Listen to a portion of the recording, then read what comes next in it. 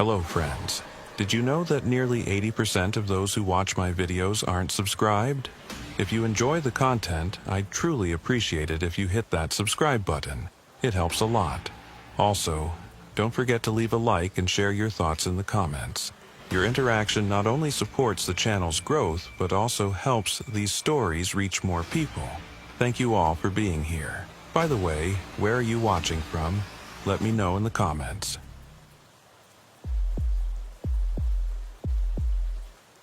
The last remnants of monsoon season were pulling back from the edge of Yavapai County when Sheriff Thaddeus Pike found himself driving through the kind of night that made even 23 years of law enforcement feel insufficient.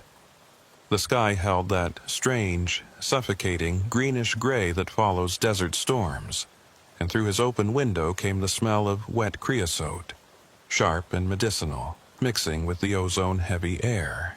It was 10:47 p.m., and County Road 89 stretched ahead of him like a black ribbon through scrubland that the recent rains had transformed into something alive and restless. Pike had been sheriff of Yavapai County for 11 years, long enough to know the difference between routine calls and the ones that settled wrong in your gut from the first moment. Tonight's dispatch had that quality.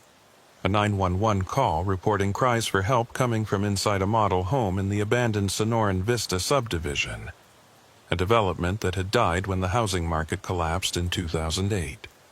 The project had been left half-finished, a grid of paved streets and concrete foundations slowly being reclaimed by the desert.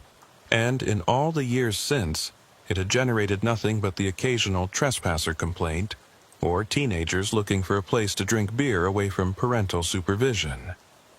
What made tonight different was the specificity of the call.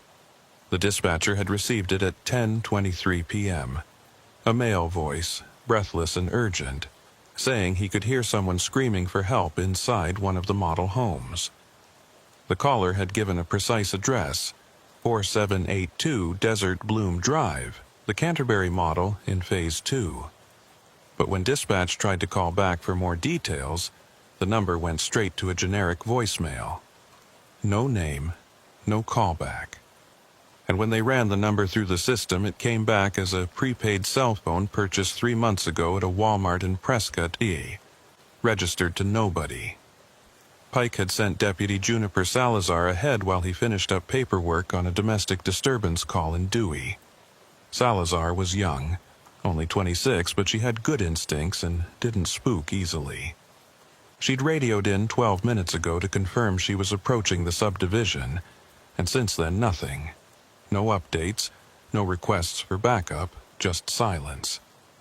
Pike had tried raising her twice on the radio with no response, which was unusual enough to accelerate his Crown Victoria from a steady cruise to something approaching urgency. The turnoff to Sonoran Vista appeared suddenly in his headlights, marked by a sun-faded sign promising desert living at its finest, beneath a logo that featured a saguaro cactus and an improbable sunset. Pike slowed and turned onto what had been meant as the development's grand entrance, a wide boulevard called Saguaro Parkway, complete with decorative streetlights that had never been connected to power. His headlights swept across the empty street, catching the white lines of parking spaces for a shopping center that existed only as a concrete slab, and beyond that, the dark shapes of the model homes rising against the night sky. The subdivision covered maybe 80 acres, laid out in a geometric pattern that looked absurd now that nature was taking it back. Creosote and Palo Verde were already pushing up through cracks in the pavement, and the monsoon rains had created temporary streams that cut across the roads, leaving behind channels of mud and debris. Pike counted 6 model homes as he drove deeper into the development, each one a different architectural style meant to appeal to different types of buyers: Spanish colonial, territorial, contemporary desert, and others whose marketing names he'd forgotten. They stood at intervals along the main road, their windows dark and empty, garage doors sealed with plywood, front yards nothing but dirt and scattered construction debris. He spotted Salazar's patrol unit parked at an angle in front of the Canterbury model, a two-story territorial-style structure at the end of Desert Bloom Drive. Her light bar was still flashing, painting the beige stucco walls in alternating red and blue, but the driver's door stood open and the interior was empty. Pike pulled up beside her unit and killed his engine, reaching for his radio. "Dispatch, this is Sheriff Pike. I'm 10 to 23 at the Sonoran Vista subdivision. Deputy Salazar's vehicle is here, but I don't have eyes on her. Requesting additional units to my location." The radio crackled back immediately. "Copy that, Sheriff. Deputy Zaragoza is 15 minutes out from Cordes Lakes. Do you want me to try raising Deputy Salazar again?" "Negative. I'm going to locate her now. Have Zaragoza come in code 2, no lights or sirens." Pike didn't want to announce law enforcement presence any more than Salazar's light bar already had, though he wasn't entirely sure why that instinct kicked in. Something about the scene felt staged. The open door, the running lights, the conspicuous absence of the deputy herself. He stepped out of his vehicle and immediately felt the temperature difference. The day had been hot, pushing toward 95 degrees, but the night had that desert quality of dropping fast once the sun disappeared. Maybe 70 degrees now, would probably hit 50 by dawn. The air smelled like wet earth and something else, something faintly chemical that might have been leftover construction materials or might have been something more recent. "Salazar," Pike called out, his voice carrying across the empty development. "Deputy Salazar, it's Sheriff Pike. Call out your location." Nothing came back except the sound of water dripping somewhere nearby and the distant cry of a coyote testing the night. Pike pulled his maglite from his belt and swept the beam across the Canterbury model. The structure was bigger than the others, probably 3,500 square feet, with a covered entryway and decorative ironwork over the windows that had been meant to suggest Old West elegance. The front door stood slightly ajar. Pike approached carefully, one hand on his service weapon, the flashlight held away from his body in his left hand. Basic officer safety. Don't silhouette yourself as a target. The door opened soundlessly when he pushed it, revealing a tiled entryway that led into a great room with a 2-story ceiling. His flashlight beam caught dust motes hanging in the air and revealed walls painted in a color that might have been called desert sand or adobe clay, something meant to evoke southwestern authenticity for buyers from California and Seattle. "Salazar," he called again, stepping inside. His boots crunched on grit and debris scattered across the tile, bits of drywall, construction paper, the small rocks that desert wind carries into every opening. The great room was empty except for a few pieces of staging furniture that someone had apparently decided weren't worth retrieving when the development failed. A couch missing its cushions, a dining table on its side, a floor lamp with no shade or bulb. Pike moved through methodically, checking the kitchen with its missing appliances and bare cabinet frames, then down a hallway that led to what would have been bedrooms. Each room was empty. Each closet contained nothing but air and that same faint chemical smell he couldn't quite place. He was climbing the stairs to the second floor when he heard it. A voice, distant and muffled, seeming to come from somewhere above or maybe behind the walls themselves. The words were indistinct, but the tone was clear. Distress, urgency, someone calling for help. Pike froze on the landing, listening. The voice came again, slightly clearer this time. "Help? Someone. Can't." The words dissolved into static or distance, he couldn't tell which. "Sheriff's Department," Pike called out. "Where are you? Call out again so I can locate you." Silence stretched for perhaps 10 seconds, long enough that Pike started to wonder if he'd imagined the voice. Then it came once more, and this time he could pinpoint the direction. Not from the second-floor rooms ahead of him, but from somewhere behind him, as if the speaker were back on the first floor or possibly outside the house entirely. Pike descended the stairs quickly, returned to the great room, and moved toward the back of the house where sliding glass doors led to what should have been a patio. The doors were locked from the inside, their glass intact. Beyond them, his flashlight revealed a bare dirt yard and the dark shapes of the model homes on the next street over, their rear facades visible perhaps 50 yards away. The voice came again, and now it seemed to be coming from one of those other houses. Maybe the contemporary desert model or the Spanish colonial, he couldn't be certain. The sound carried strangely in the empty development, bouncing off walls and pavement in ways that made direction difficult to judge. Pike exited through the front door and stood in the street, slowly rotating as he tried to pinpoint the source. His radio crackled, and he grabbed it quickly, hoping for Salazar. "Sheriff Pike, this is dispatch. Still no response from Deputy Salazar, but I've got something weird coming up on the system. That 911 call from earlier? The cell tower data just came through, and it's showing the phone pinged off 3 different towers in sequence: Cordis Junction, Dewey, and Mayer, all within the same 2-minute window." Pike processed this information, frowning.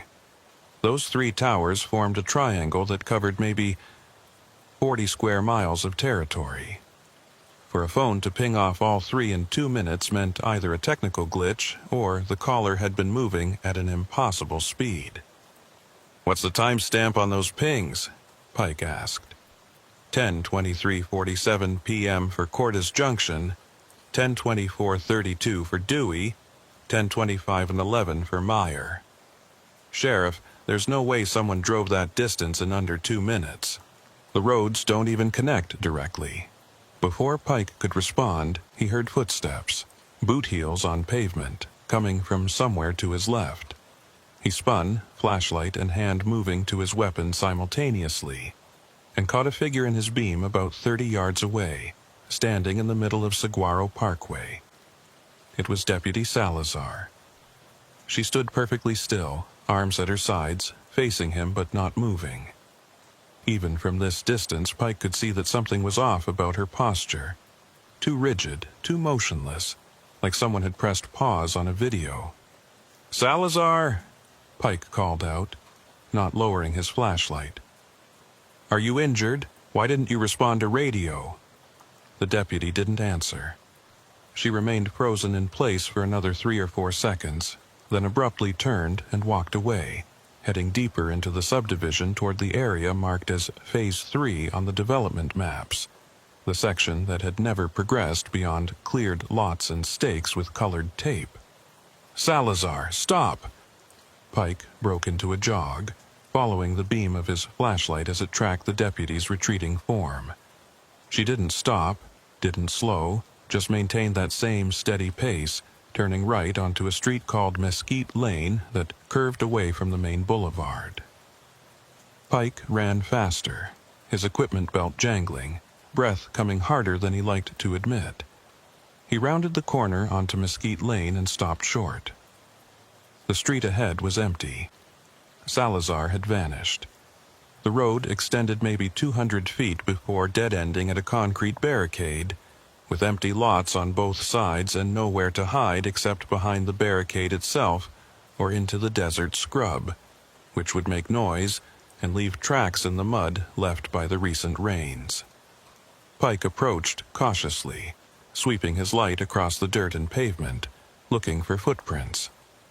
What he found instead made him forget about the deputy for a moment. In the mud at the edge of the pavement were tracks. Boot prints, definitely. The tread pattern consistent with department-issue boots. But they were arranged in a way that made no sense.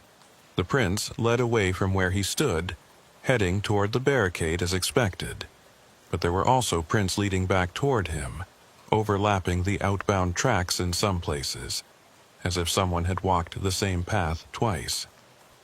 Except the inbound prints were sharper, more defined, as if they'd been made more recently than the outbound ones. Pike crouched down, studying the prints more carefully. His flashlight revealed something else.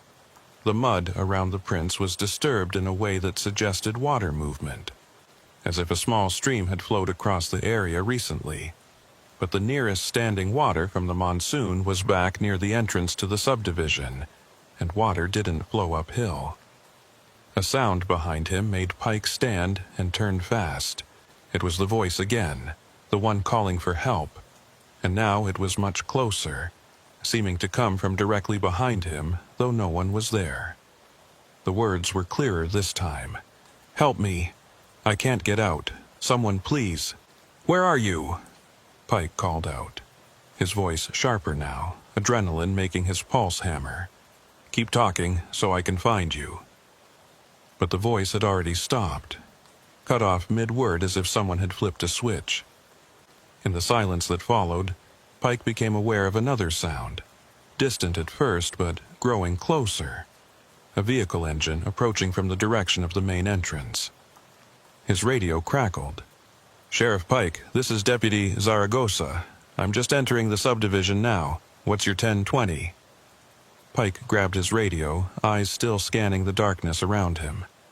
"I'm in Phase 3, Mesquite Lane. Zaragoza, have you seen Deputy Salazar? Is she with you?" A pause, then, "Negative, Sheriff. I haven't seen anyone. I'm coming to your location now."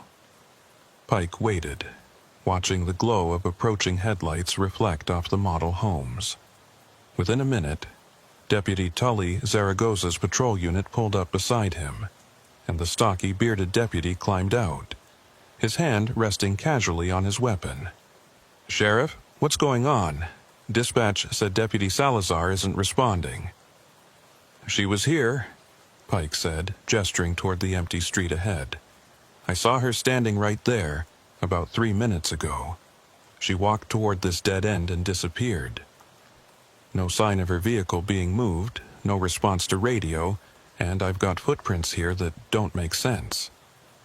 Zaragoza pulled his own flashlight and examined the mud prints, his frown deepening as he studied them. "These look like they're going both directions at once. How does that happen?" "That's the question." Pike keyed his radio again.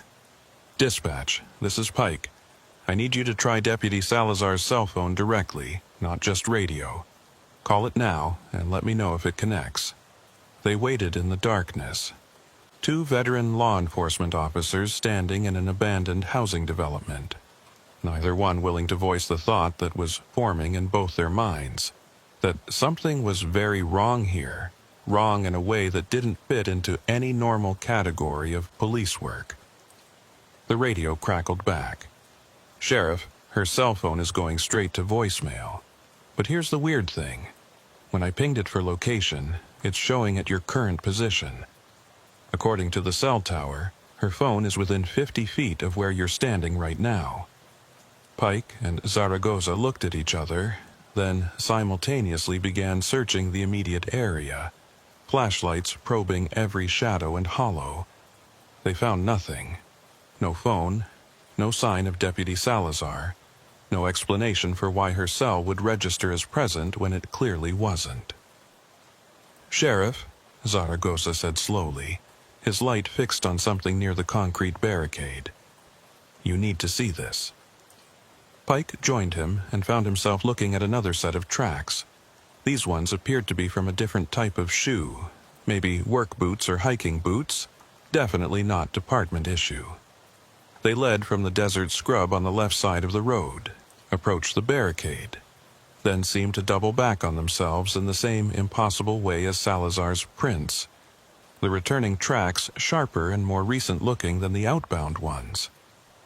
"It's like people are walking backward in time," Zaragoza muttered, then immediately shook his head as if embarrassed by the thought. Pike didn't dismiss it, though. He'd seen enough strange things in over 2 decades of law enforcement to know that sometimes the impossible explanation was just the one you hadn't figured out how to make possible yet. But that didn't mean he believed in supernatural causes. There was always a rational explanation, even if it took time to find it. "Okay," Pike said, forcing his mind into analytical mode. "Let's think this through. The mud is disturbed around the tracks, suggesting water flow. Maybe the monsoon drainage created temporary streams that partially erased and then re-exposed the prints as the water moved through. That could create the illusion of tracks appearing in reverse order. Zaragoza looked skeptical, but nodded. Could be. But that doesn't explain where Deputy Salazar went or why her phone is pinging here when it's not actually here. Cell tower triangulation isn't perfect, Pike said, though he didn't sound convinced by his own explanation. Especially with the terrain out here, the signal could be bouncing off the model homes or that water tower over in Dewey, giving false readings. A distant sound interrupted them. The voice again, calling for help. But this time it seemed to be coming from back toward the model homes, maybe from the Canterbury where they'd started. Both deputies turned and headed back at a quick walk, their flashlights cutting through the darkness. They were halfway back to the main boulevard when Pike's radio burst to life with a voice that made both of them freeze. "Sheriff Pike, this is Deputy Salazar." Her voice was calm, professional, showing no sign of distress. "I'm at the entrance to the subdivision. Did you need me to come to your location?" Pike grabbed his radio so fast he nearly dropped it. "Salazar, where the hell have you been? I've been trying to raise you for 20 minutes. I saw you here in Phase 3. You walked away from me." "Sir?" Salazar's voice carried genuine confusion. "I'm not in Phase 3. I'm at the entrance. I got here about 2 minutes ago. My radio died and I had to go back to my vehicle to get a spare battery. I was just about to drive in when I heard you on dispatch asking about me. What's going on?" Pike and Zaragoza looked at each other in the darkness, and Pike saw his own confusion reflected in the other deputy's face. If Salazar had been at the entrance for the last 20 minutes, dealing with a dead radio, then who had he seen standing on Saguaro Parkway? Who had walked away from him into Phase 3? "Salazar, I need you to stay exactly where you are," Pike said into his radio, keeping his voice steady with effort. "Don't move from that position. We're coming to you." They jogged back through the empty subdivision, past the dark model homes and along Saguaro Parkway toward the entrance. Pike's mind was racing, trying to construct a rational framework for what he'd seen, but every explanation he came up with collapsed under the weight of the physical impossibility. He'd seen someone in a deputy's uniform, standing in a deputy's stance, at a distance of maybe 30 yards with his flashlight directly on them. If it hadn't been Salazar, then who? And how had they disappeared so completely on a dead-end street with no cover? They reached the entrance and found Salazar standing beside her patrol unit, exactly as she'd said, her expression concerned but showing no sign of the bizarre events Pike had just experienced. She looked solid and real in a way that made the figure he'd seen in Phase 3 seem even more dreamlike in retrospect. "Sheriff, I'm sorry about the radio," she said immediately. "The battery light was showing green, but the thing just died on me. I should have—" "Not your fault," Pike interrupted. "Tell me exactly what you did when you got here, step by step." Salazar frowned but complied. "I arrived at 10:35, checked the Canterbury model home like the dispatch call indicated, cleared the first floor, was heading upstairs when my radio died. I spent maybe 5 minutes trying to get it working, then decided to go back to my vehicle for the spare. That's when I heard dispatch asking about me, so I grabbed the spare battery, got the radio working, and called in. I've been standing here for maybe 90 seconds. You didn't walk into Phase 3? Pike pressed. You didn't stand in the middle of Saguaro Parkway? No, sir. I haven't been past the model homes. Salazar's concern was deepening into something else, worry that her sheriff might be losing it. Did you see someone who looked like me? Pike didn't answer immediately. Instead, he walked back toward the Canterbury model, his flashlight sweeping the ground. The mud here was disturbed too. showing multiple sets of tracks, including ones that matched Salazar's boots. He followed them from her patrol vehicle to the front door of the model home, then back out again, exactly as she'd described. But there were other tracks too, similar but not quite identical, that led from the Canterbury to Saguaro Parkway and then toward Phase 3. "Someone else was here," Pike said finally. "Someone in boots similar to yours, Deputy. They went to the same place as you went, but their tracks." He trailed off, not wanting to say what he was thinking, that the tracks seemed to have been made before Salazar's in some places, and after hers in others, as if time itself had gotten confused about which footsteps came first. Zaragoza had been quiet, but now he spoke up. "Sheriff, what about that surveyor who's been working out here? Eamon Lattimore. He's been doing assessments for the county, measuring the drainage problems. He might have been here recently, might have tracks that look similar." Pike latched onto this like a lifeline. It was rational, explainable, the kind of solution police work was built on. "Good thinking. Dispatch, do you have contact information for Eamon Lattimore? I need to know if he was at Sonoran Vista today." The response came back within a minute. "Sheriff, I've got his cell. Want me to call him?" "Affirmative. Ask him if he was at the subdivision today or in the last week, and if so, what time he left." While they waited, the three deputies stood in the entrance to the failed development, their vehicles' light bars painting everything in mechanical colors that seemed wrong against the desert night. Pike found himself listening for the voice calling for help, but it had gone silent, as if whatever had been generating it had accomplished its purpose or lost interest. The radio crackled with dispatch again.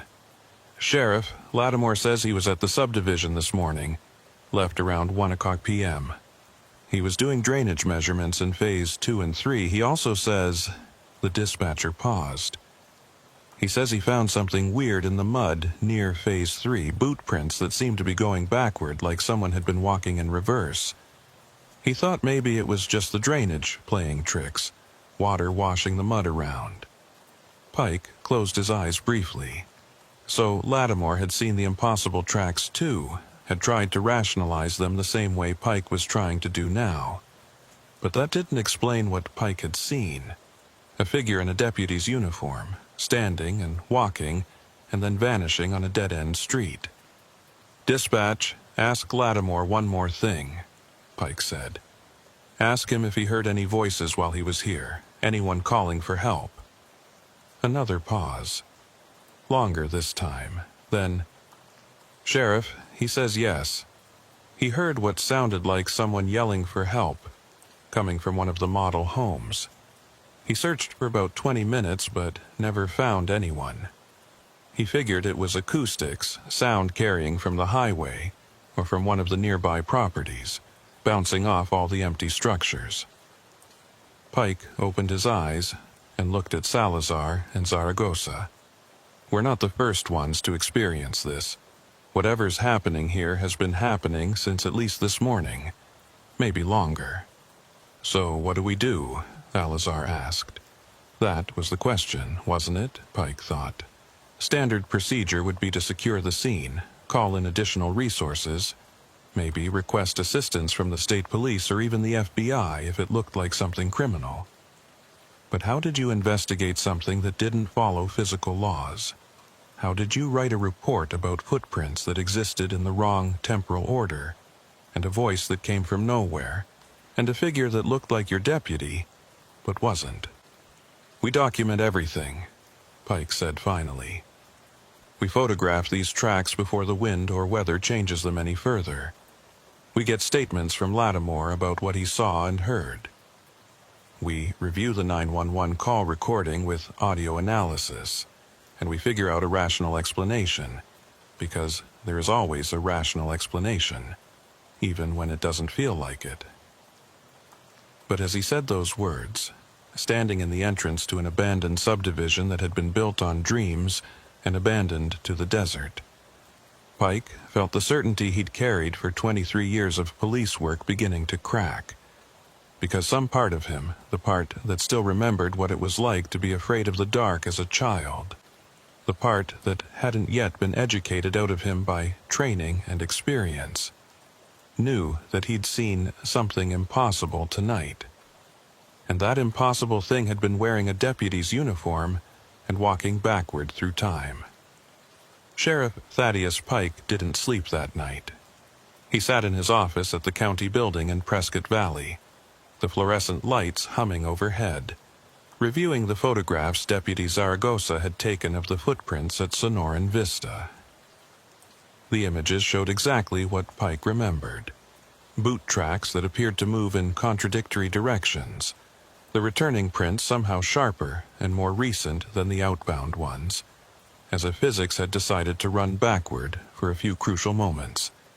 He'd labeled each photograph carefully, noting the location, the direction of travel, the depth of the impression in the mud. It was good police work, methodical and thorough, but it documented something that shouldn't exist. At 3:47 a.m., Pike gave up pretending he might rest and instead pulled the audio file of the original 911 call. He'd listened to it perhaps a dozen times already, but repetition sometimes revealed details the first hearing missed. The voice came through his computer speakers, male, breathless, urgent. 911, what's your emergency? There's someone, I can hear screaming. Someone needs help at the Sonoran Vista subdivision, the model home on Desert Bloom Drive, the Canterbury. Sir, can you tell me your name and location? There's no time. Just send someone. I can hear them screaming for help. They sound terrified. Sir, are you at the location now? Are you in danger? A pause, longer than felt natural, as if the caller were considering the question from an angle that had nothing to do with physical safety. Then, I don't know. I don't know if I'm in danger. Just send someone. Please. The call ended there.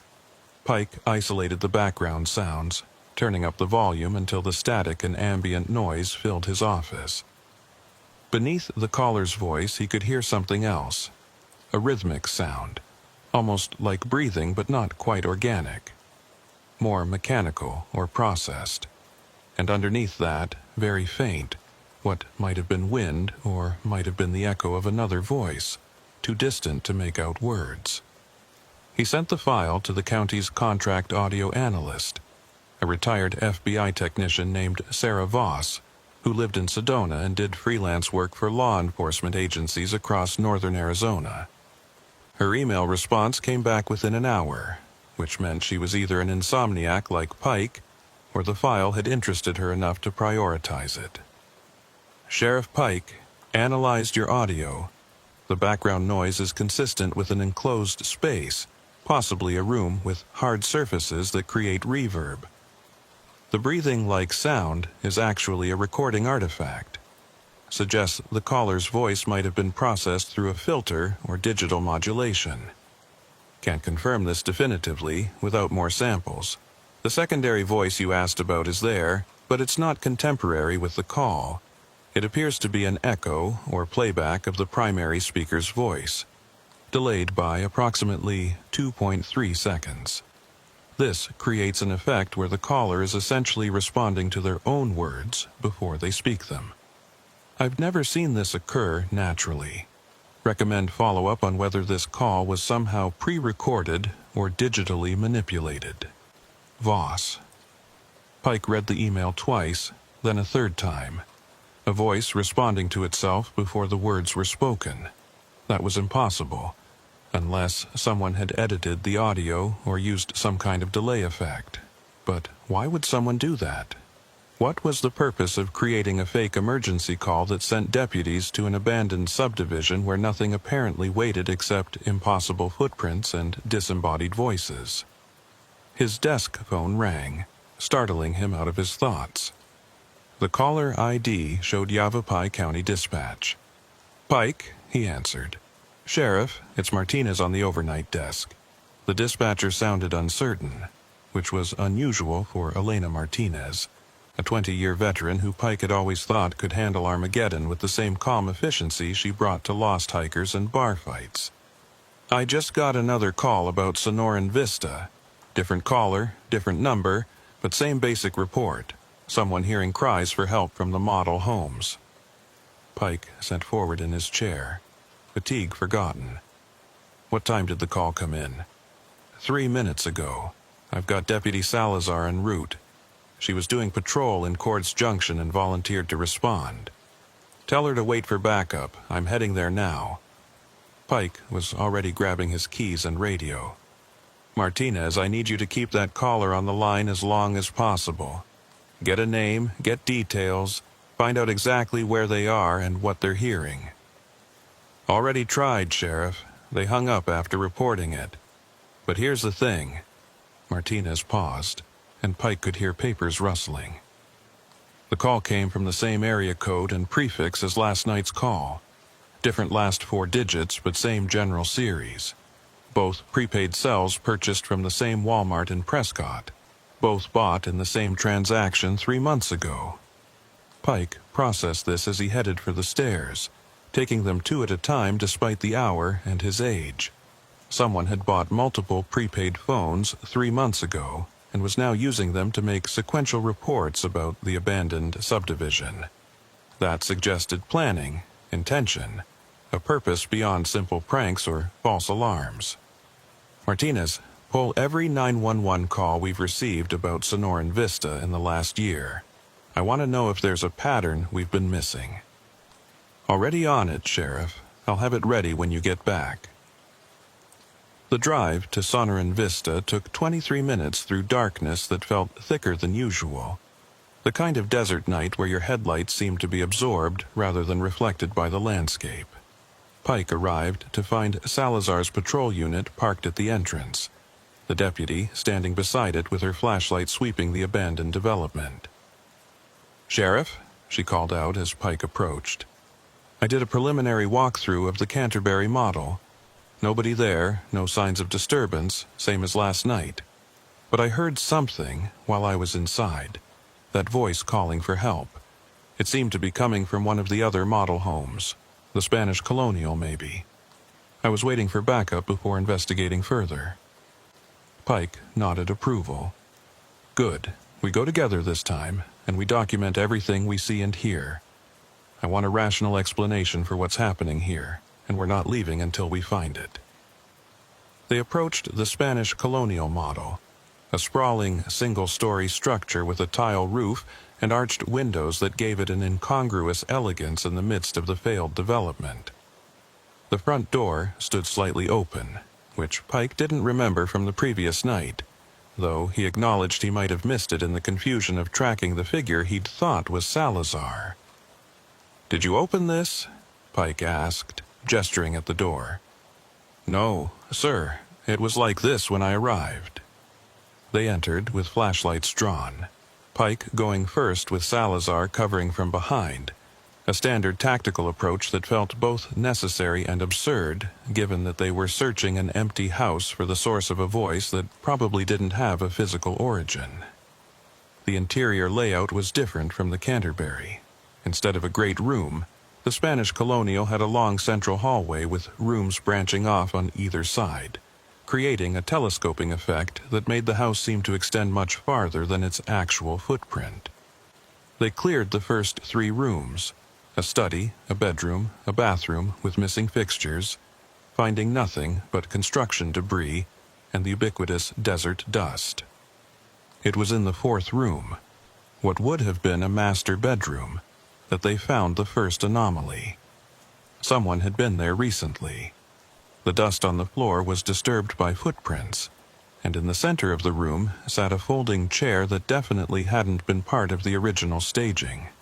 On the chair lay a cell phone, its screen dark, and beside it a handwritten note on lined paper torn from a standard spiral notebook.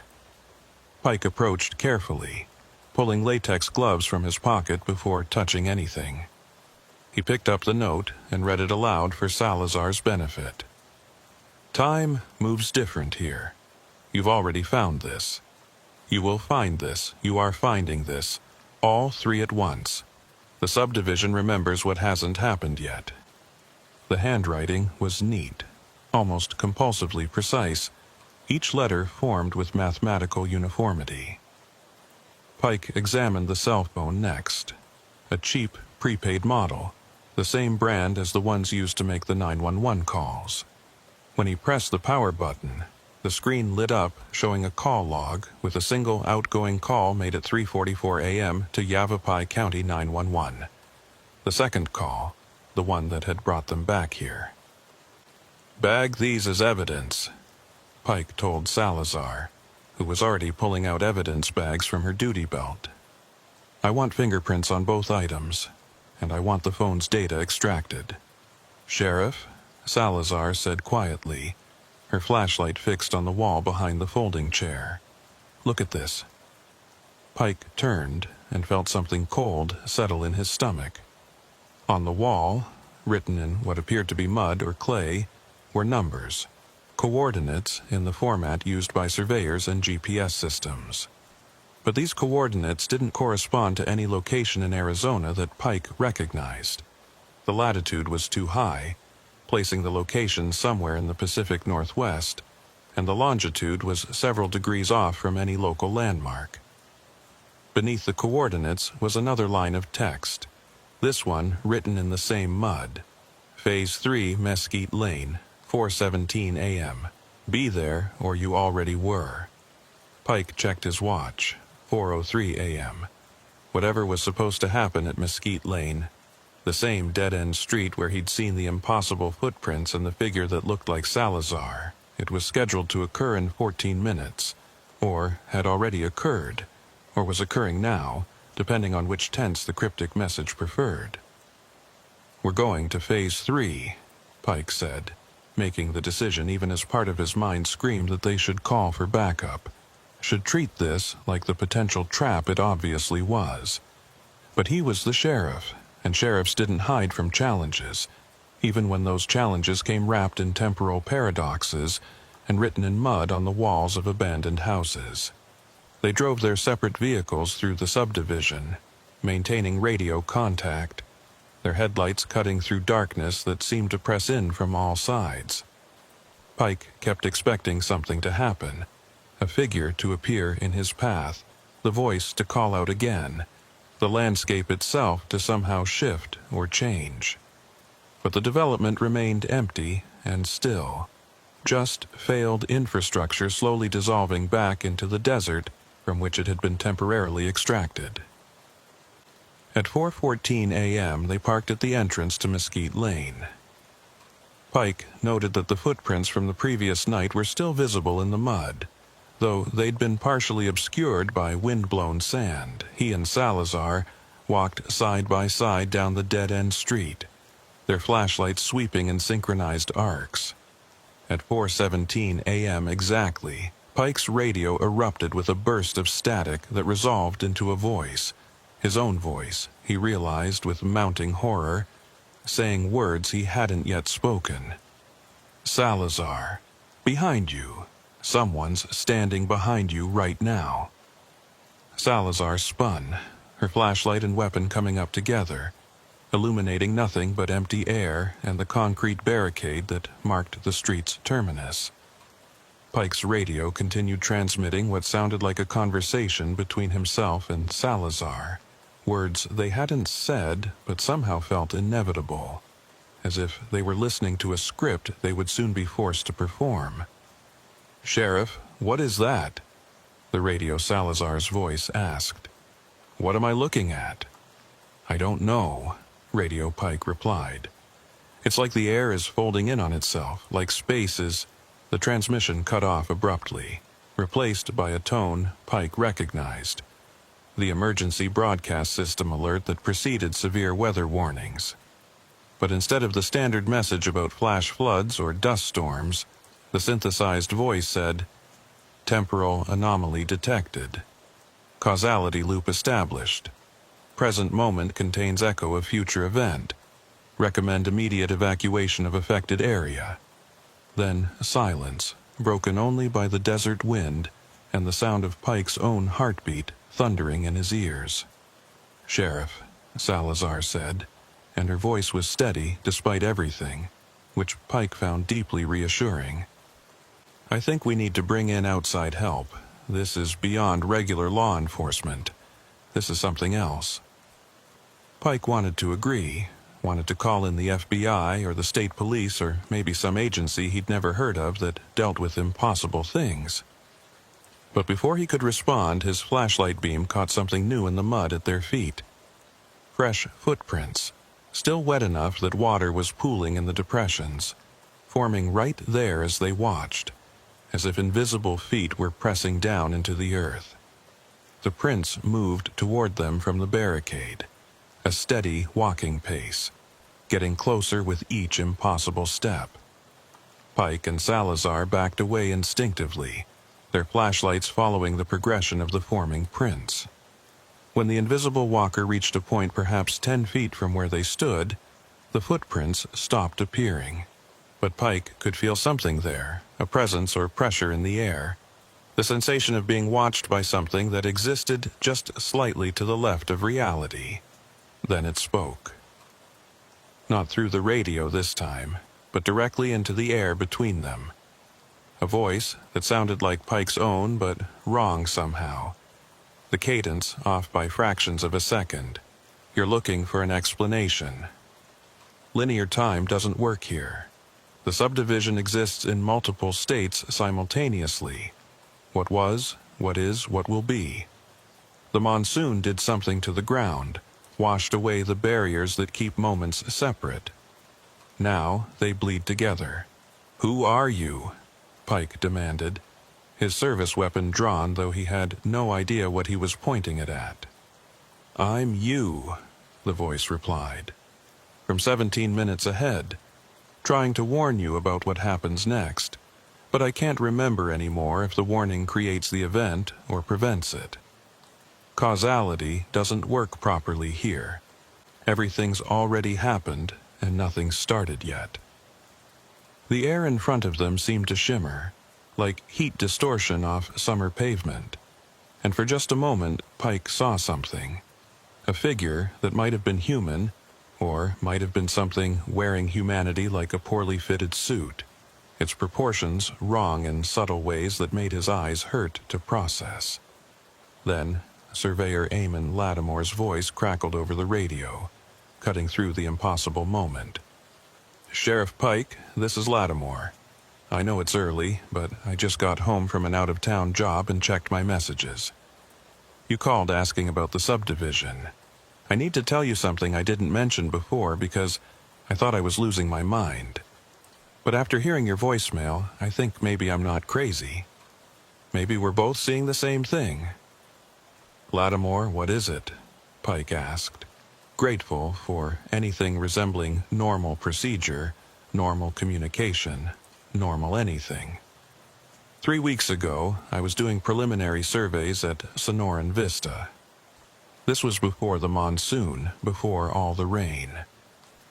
I found something in one of the half-built basements in Phase 3, geological samples that didn't make sense. The rock strata were wrong. Layers that should take millions of years to form were jumbled together, limestone over granite over sandstone, all in the wrong order. I sent samples to the university in Flagstaff. Their geologist called me yesterday, said the samples show evidence of extreme temporal compression, like time itself had been subjected to intense pressure. He asked me where I'd found them. I told him at Sonoran Vista, and he laughed, said that was impossible. That kind of geological formation couldn't exist in Arizona, and definitely not in a location that was surveyed extensively before construction began. Pike's mind raced, trying to connect this information to everything else, the impossible footprints, the voices echoing from the future, the cell tower data showing phones in multiple locations simultaneously. "Lattimore, can extreme temporal compression affect more than just rock? Can it affect time itself?" A long pause. "Sheriff, I'm a surveyor, not a physicist. But the geologist I spoke to said if temporal compression were possible in an active sense, not just as a geological record, you'd have areas where past, present, and future exist simultaneously. You'd have causality loops, events that cause themselves, effect preceding cause. You'd have a subdivision that remembers what hasn't happened yet. Pike finished, recalling the note they'd found. Lattimore, I need you to contact that geologist again. I need to know if there's a way to stabilize or neutralize this kind of phenomenon. I'll try, but Sheriff, that university geologist, he died 3 weeks ago, in a car accident, on his way to Sonoran Vista, according to the police report. He was coming here to collect more samples when he lost control on Highway 89 and went off the road. They found his vehicle, but his body was never recovered. The connection clicked in Pike's mind with the weight of certainty. Another disappearance connected to the subdivision, another loose end that didn't quite resolve. How many others had there been over the years since the development was abandoned? How many people had encountered the temporal anomaly and either vanished into it or fled from it, too frightened to report what they'd experienced? Lattimore, send me everything you have on the geological samples and the geologist's analysis, and stay away from Sonoran Vista. That's an order, not a request. Already planning on it, Sheriff? Good luck. The radio fell silent, and Pike became aware that the shimmer in the air had faded, taking with it the presence of whatever had been standing invisibly in front of them. The footprints stopped forming. The subdivision settled back into ordinary darkness, ordinary abandonment, as if the past few minutes had been a temporary glitch in reality's programming. We're leaving, Pike told Salazar. Now, before anything else happens. They retreated to their vehicles, neither speaking about what they'd witnessed, as if putting it into words might somehow make it more real or invoke it again. Pike drove back through the subdivision faster than safety recommended, eager to put distance between himself and whatever temporal anomaly lurked in the failed development. It was only when he reached the entrance and looked back in his rearview mirror that he saw it. The Canterbury model home's windows were lit from within, warm yellow light spilling out as if someone had turned on lamps and was moving from room to room. But the subdivision had never had power connected, had never progressed beyond basic infrastructure before the money ran out. Pike grabbed his radio to call Salazar, to tell her to look back, to confirm he wasn't hallucinating. But before he could speak, all the lights in the model homes went out simultaneously, and in the darkness that followed, he could have sworn he heard his own voice, distant and distorted, calling for help from somewhere deep inside Phase 3. He drove away without looking back again, his hands gripping the steering wheel tight enough to make his knuckles ache. Behind him, Sonoran Vista settled back into abandonment, waiting patiently for the next person who would encounter its impossible geometry, its fractured timeline, its memories of events that had not yet occurred. And in the mud of Mesquite Lane, new footprints were already forming, moving backward toward a barricade they would reach yesterday. Sheriff Thaddeus Pike spent the following 3 days trying to construct a rational framework for the impossible and failing. He sat in conference rooms with state police investigators who listened politely to his account and then suggested that perhaps the stress of rural law enforcement was taking its toll. He reviewed geological surveys and historical records, searching for some precedent, some prior incident that might explain what was happening at Sonoran Vista. He found nothing that helped, and plenty that made the situation worse. The county records showed that Sonoran Vista wasn't the first failed development on that particular patch of desert.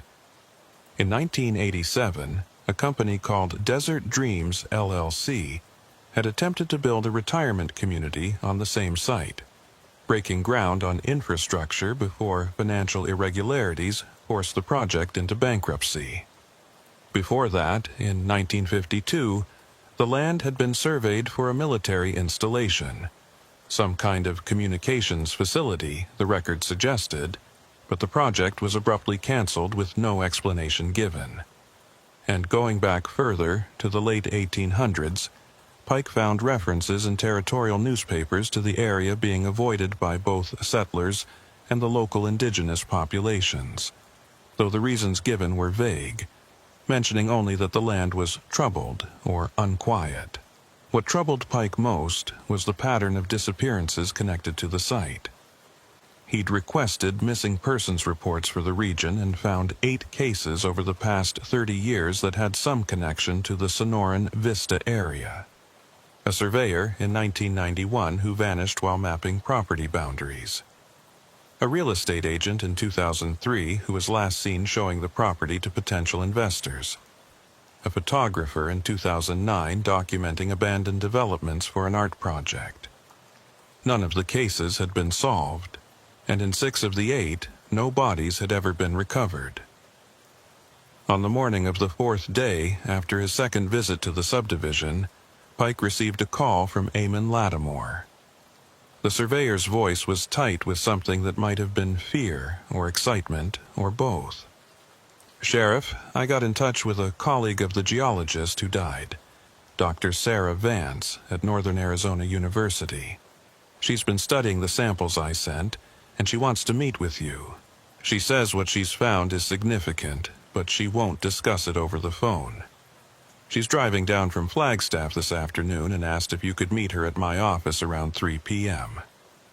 Pike agreed, grateful for anything that might provide answers or at least context for what he'd experienced. He spent the hours before the meeting reviewing his notes and the photographs Salazar had taken, trying to organize the evidence into something coherent enough to present to an academic who would likely think he'd lost his mind. Lattimore's office occupied a small building on the outskirts of Prescott Valley, a converted house with the survey equipment visible through the windows. Pike arrived 10 minutes early and found the surveyor pacing in his driveway, his nervous energy evident in every movement. "Sheriff, before Dr. Vance gets here, there's something else I need to tell you." Lattimore glanced around as if worried about being overheard, though the nearest neighbor was 100 yards away. "I went back to Sonoran Vista yesterday morning. I know you told me to stay away, but I needed to collect more samples for Dr. Vance. I thought if I went during daylight, if I stayed in the developed areas and didn't go near Phase 3, it would be safe." "Was it?" Pike asked, though he already knew the answer from the tremor in Lattimore's voice. "No. I was taking core samples near the entrance when I heard something. Machinery. Construction equipment. Like the development was active again. I looked up, and the subdivision was different. The model homes had scaffolding around them. Construction vehicles were parked on the streets, and I could see workers moving around, doing what workers do on a building site. I could hear hammers, saws, people calling to each other.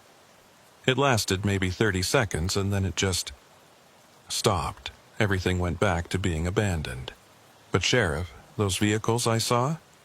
They were old models from the early 2000s, and the construction materials, the techniques, they matched what would have been used when the subdivision was first being built, before it failed." Pike felt the familiar cold weight settling in his stomach. "You saw the past, or the past saw me. Because one of the workers, just before everything shifted back, he stopped what he was doing and stared directly at me. He looked confused, like he could see me, but I shouldn't be there. Then everything reset and he was gone." A silver Honda Civic pulled into the driveway and a woman in her 40s emerged carrying a weathered leather satchel and a laptop case. Dr. Sarah Vance had the focused intensity Pike associated with academics who'd devoted their lives to understanding specific slices of reality. She shook hands briskly with both men and suggested they move inside, away from what she called potential observation. Inside Lattimore's office, surrounded by maps and survey equipment, Dr. Vance opened her laptop and pulled up images that made Pike's head hurt to process. Microscopic photographs of rock samples showing layering that seemed to shift and change depending on the angle of view. "Sheriff Pike, Mr. Lattimore has told me about the temporal anomalies you've experienced at Sonoran Vista. I want to start by saying I believe you, which I suspect is not something you've heard from many people in the past few days." Vance's tone was matter-of-fact, clinical. "The geological samples from the site show something I've only seen in one other location, a test site in Nevada where the government conducted experiments in the 1960s. Classified experiments that weren't fully declassified until 2004. "What kind of experiments?" Pike asked. "Temporal manipulation, or more accurately, attempts at temporal manipulation that failed catastrophically. The basic theory was that space-time could be compressed or dilated through the application of certain electromagnetic frequencies in conjunction with specific geological formations. The idea was to create zones where time moved faster or slower, which had obvious military applications. Imagine being able to aid your enemies decades in moments, or creating areas where your troops could operate for hours while only seconds passed outside." Vance pulled up another image. This one, a scan of a heavily redacted government document. "The experiments didn't work as intended. Instead of creating controlled temporal zones, they created what the researchers called causal fractures, areas where causes and effect became decoupled, where past, present, and future existed simultaneously. The test site had to be evacuated and sealed after several researchers disappeared or died in ways that violated basic physics. Officially, the project was shut down in 1967 and all equipment destroyed. But unofficially," Pike prompted. "Unofficially, some of the researchers went into the private sector, and one of them, DeMarcus Aldridge, went to work for a defense contractor that had a subsidiary called Desert Dreams, LLC. Pike felt connections forming in his mind, pieces clicking together with the weight of terrible inevitability. The company that tried to build on the Sonoran Vista site in 1987. Exactly. I think Aldridge wanted to continue his research away from government oversight. The geological formation at Sonoran Vista is similar to the Nevada test site. Layers of limestone, granite, and sandstone in unusual configurations, combined with underground water systems that could act as conductors for electromagnetic fields. If Aldridge tried to recreate his experiments there, even on a small scale, he might have succeeded in creating another causal fracture. So, the temporal anomalies we're seeing, the voices from the future, the footprints moving backward, the overlapping timelines, those are all results of experiments from 40 years ago? Pike tried to process this, to fit it into a worldview that had never included time travel or causal fractures. Not quite. Vance's expression darkened. The experiments from the 80s would have created the initial fracture, but it should have been relatively stable, limited to a small area. What's happening now, the expanding anomalies, the increasing frequency of temporal events, suggests something is making it worse. The geological samples Lattimore collected show evidence of very recent electromagnetic activity within the last 3 months. Someone has been conducting new experiments at the site, or they've activated equipment that's been dormant for decades. Pike thought about the 911 calls, the prepaid phones purchased 3 months ago, the calculated timing of events that seemed designed to draw law enforcement into the subdivision. Someone's been testing the anomaly, learning how it works, how to use it. That would be my assessment, Vance agreed. And if they're successful in controlling or amplifying the causal fracture, the effects could spread beyond the subdivision. Temporal anomalies don't respect property boundaries. We could see the entire region destabilize, causality breaking down across thousands of square miles. Lattimore had been quiet, but now he spoke up, his voice strained. "Dr. Vance, when you say someone has been conducting experiments, do you mean someone is at the subdivision right now, like physically present?" "Not necessarily present in a conventional sense. One of the properties of a causal fracture is that actions taken in the future can affect the past. Whoever is manipulating the anomaly might be operating from a point in time that we would consider to be days, weeks, or even years ahead of where we are now. From their perspective, all of this," she gestured at the three of them sitting in the office, "has already happened. We're the past." Pike's radio crackled, startling them all. Deputy Salazar's voice came through, distorted and cutting in and out as if the signal were being disrupted. "Sheriff, need you. Sonoran Vista, someone here. They're not—" The transmission dissolved into static, then silence. Pike grabbed his radio, his pulse accelerating. "Salazar, repeat your last transmission. What's your location?" No response. Pike tried twice more, then switched to dispatch. "Martinez, do you have Deputy Salazar's 1020?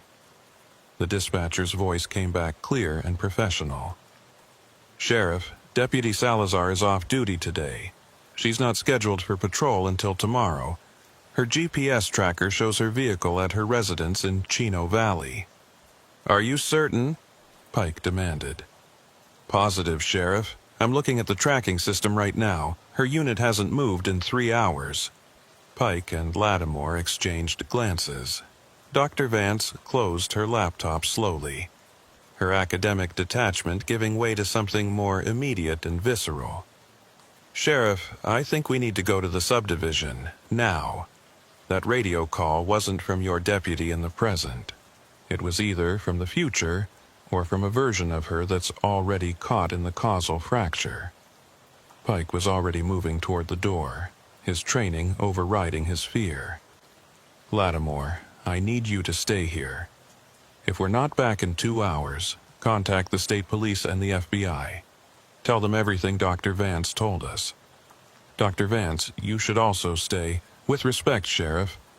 I'm the only person who might understand how to navigate a causal fracture. You need me." Vance's tone left no room for argument. "Besides, I've been studying this phenomenon for 20 years. I'm not missing the chance to see it firsthand." The drive to Sonoran Vista took 17 minutes, and Pike spent them trying to raise Salazar on both radio and cell phone without success. Dr. Vance sat in the passenger seat, her laptop open, reviewing what she called theoretical navigation protocols for temporally unstable zones, which struck Pike as the kind of thing that shouldn't exist outside of science fiction novels.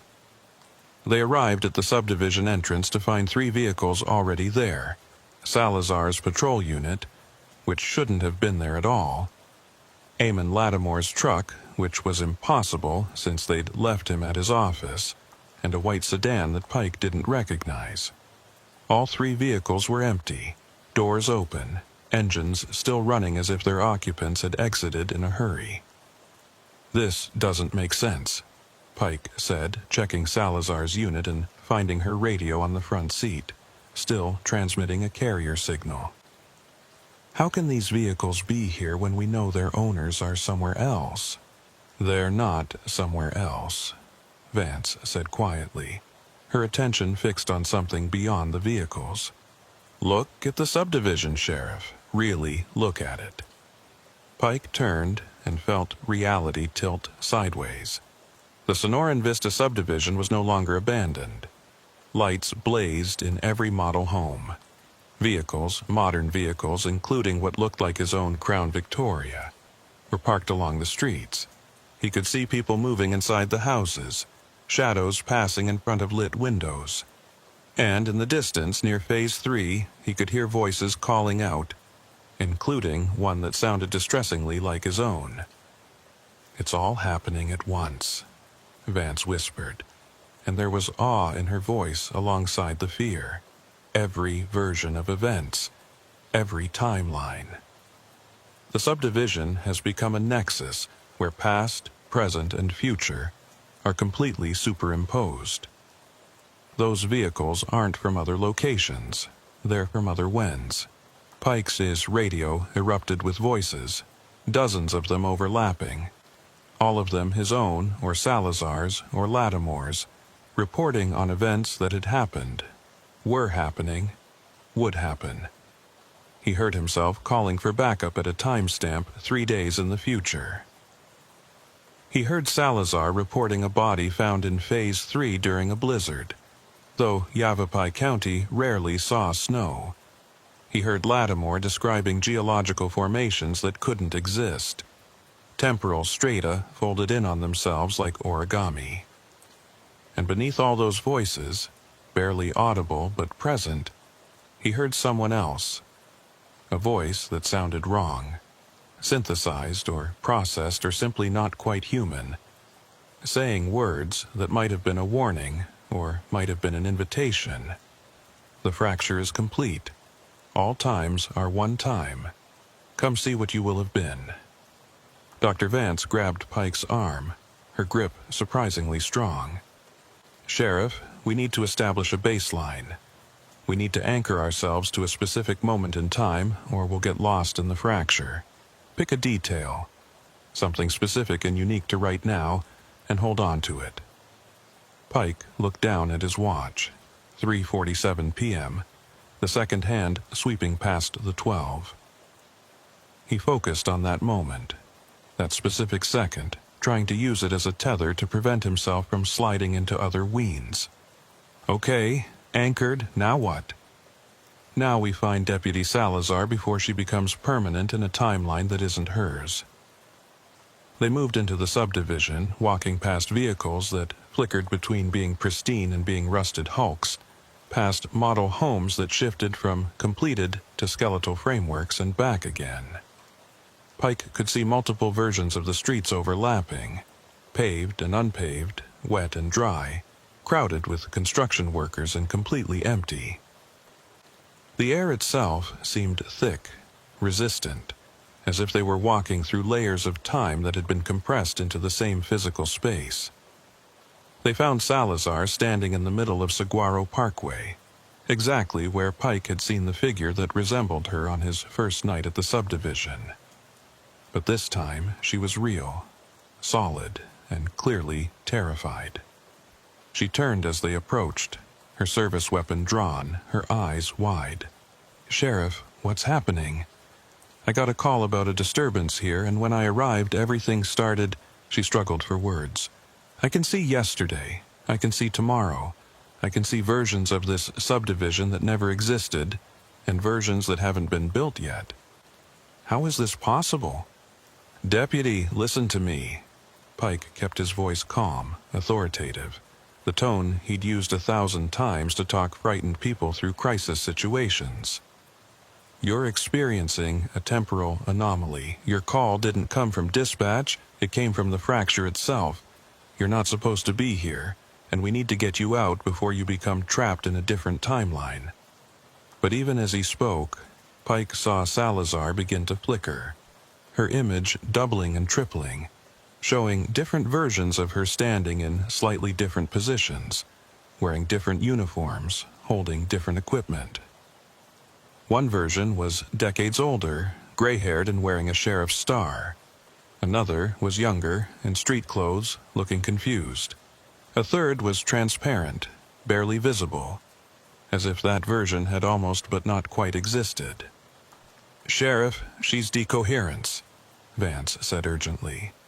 "She's splitting across multiple timelines. We need to collapse her back into a single state, force her to exist in only one moment." "How?" Pike demanded. "Physical contact. Touch creates quantum entanglement. If you can grab her and hold on, you might be able to anchor her to your timeline, to the specific moment you're holding in your mind." Pike didn't hesitate. He moved forward and grabbed Salazar's arm, focusing on his watch reading 3:47 p.m., on that specific second. on the reality where he was Sheriff Thaddeus Pike investigating temporal anomalies on a Thursday afternoon in Yavapai County. The multiple versions of Salazar flickered more rapidly, overlapping and separating and overlapping again, and Pike felt a sensation like electric current running through his hand where he touched her. Then she solidified. Just one Salazar, breathing hard, her arm solid under his grip. "Sheriff, there were so many." "Don't think about it right now," Pike interrupted. "We need to move. We need to get back to the entrance before the fracture expands further." They started back towards the vehicles, Vance leading the way with her laptop open, reading what Pike assumed were the theoretical navigation protocols she'd mentioned. But they'd only gone 20 yards when Pike heard footsteps behind them. Not the echo of their own steps, but different footsteps. Multiple sets, coming from the direction of Phase 3. He turned and saw figures emerging from the darkness where Mesquite Lane intersected with Saguaro Parkway. At first, Pike thought it was more temporal doubling, multiple versions of the same person. But as the figures came closer, he realized with mounting horror that each one was unique. They wore different clothes from different eras, some in modern gear, others in styles from decades past. Some looked solid and real, others were transparent, ghost-like. And all of them were walking with that same steady, purposeful pace toward Pike's group. "Those are the disappearances," Vance said, her voice barely above a whisper. "The people who got caught in the fracture over the years. They're trapped here, existing in all timelines simultaneously, unable to return to their original winds." The figure in front, a man in a surveyor's vest from the 1990s, stopped about 15 feet away and spoke, though his mouth didn't quite sync with the words, as if he were operating on a fractional delay from reality. "You shouldn't have come here. The fracture consumes. It integrates. Soon you'll be like us, everywhere and every when and nowhere and never when. Time without sequence, existence without progression." Pike's hand moved to his service weapon, though he had no idea what he would shoot at or how bullets could stop something that didn't fully exist in conventional space-time. "We're leaving. Don't try to stop us." "Leaving?" The surveyor tilted his head at an angle that was wrong, too far, as if his neck had more joints than it should. "You don't understand. You've already left. You've never arrived. You're always leaving and always arriving. The fracture makes all states true." More figures emerged from Phase 3, from the model homes, from the shadows between light and dark. Pike recognized some of them from the missing persons reports he'd reviewed. The real estate agent from 2003, the photographer from 2009, others whose faces matched old photographs but whose presence here was impossible. "Dr. Vance," Pike said carefully, "I'm open to suggestions." Vance was typing rapidly on her laptop, her face illuminated by the screen's glow. "The fracture is stabilizing around us. It's trying to integrate us into its temporal matrix. I might be able to create a localized counter-frequency, something to push back against the causal breakdown, but I'd need—" A loud crack split the air, like a thunderclap, but sharper, more focused. The figures from Phase 3 froze in place, and the subdivision itself seemed to shudder, reality rippling like water disturbed by a stone. Pike looked toward the source of the sound and saw a new figure standing near the contemporary desert model home. A man in his 70s wearing a suit that looked both decades old and brand new, carrying what appeared to be some kind of electronic device covered in dials and readouts. "Dr. Aldridge," Vance breathed. "That's Marcus Aldridge, the researcher from the Nevada Project." The old man smiled, though the expression held no warmth. "Dr. Vance." "Sheriff Pike." "Deputy Salazar." "I've been expecting you." "Well, I've already met you, and I will meet you." Time makes simple introductions complicated, doesn't it? You did this, Pike said, pieces falling into place. You created the fracture in the 80s, and you've been maintaining it, studying it. The 911 calls, the breadcrumb trail of anomalies, that was all you, drawing us here. Drawing you here, drawing you there, drawing you to when? Aldridge moved closer, his gait steady despite his apparent age. The Nevada project failed because we tried to control time. But I realized the secret isn't control, it's integration. Become part of the fracture, exist in all moments simultaneously, and you achieve something close to immortality. I've been alive in this subdivision since 1907, and will be alive here until 2047, and am currently alive in all the years between and beyond. The fracture isn't a trap, Sheriff. It's transcendence. Pike saw Salazar's hand moving toward her weapon and shook his head slightly. Shooting a man who existed in multiple timelines simultaneously seemed like an excellent way to make things worse. Dr. Aldridge, the fracture is expanding. If it continues, it could affect the entire region. Thousands of people could be caught in it. Millions, Aldridge corrected pleasantly. The expansion is accelerating exponentially. By next week, the fracture will encompass Prescott Valley. By next month, all of Yavapai County. By next year, well, by next year is already here, isn't it? I'm living in next year right now. And the year after, and the year after that. Dr. Vance stepped forward, her academic composure cracking. You're insane. You've created a causal cancer that will spread until it collapses the entire regional space-time continuum. Everyone caught in it will end up like those, she gestured at the frozen figures from Phase 3, trapped in temporal superposition, unable to die but unable to truly live. You say cancer, I say evolution.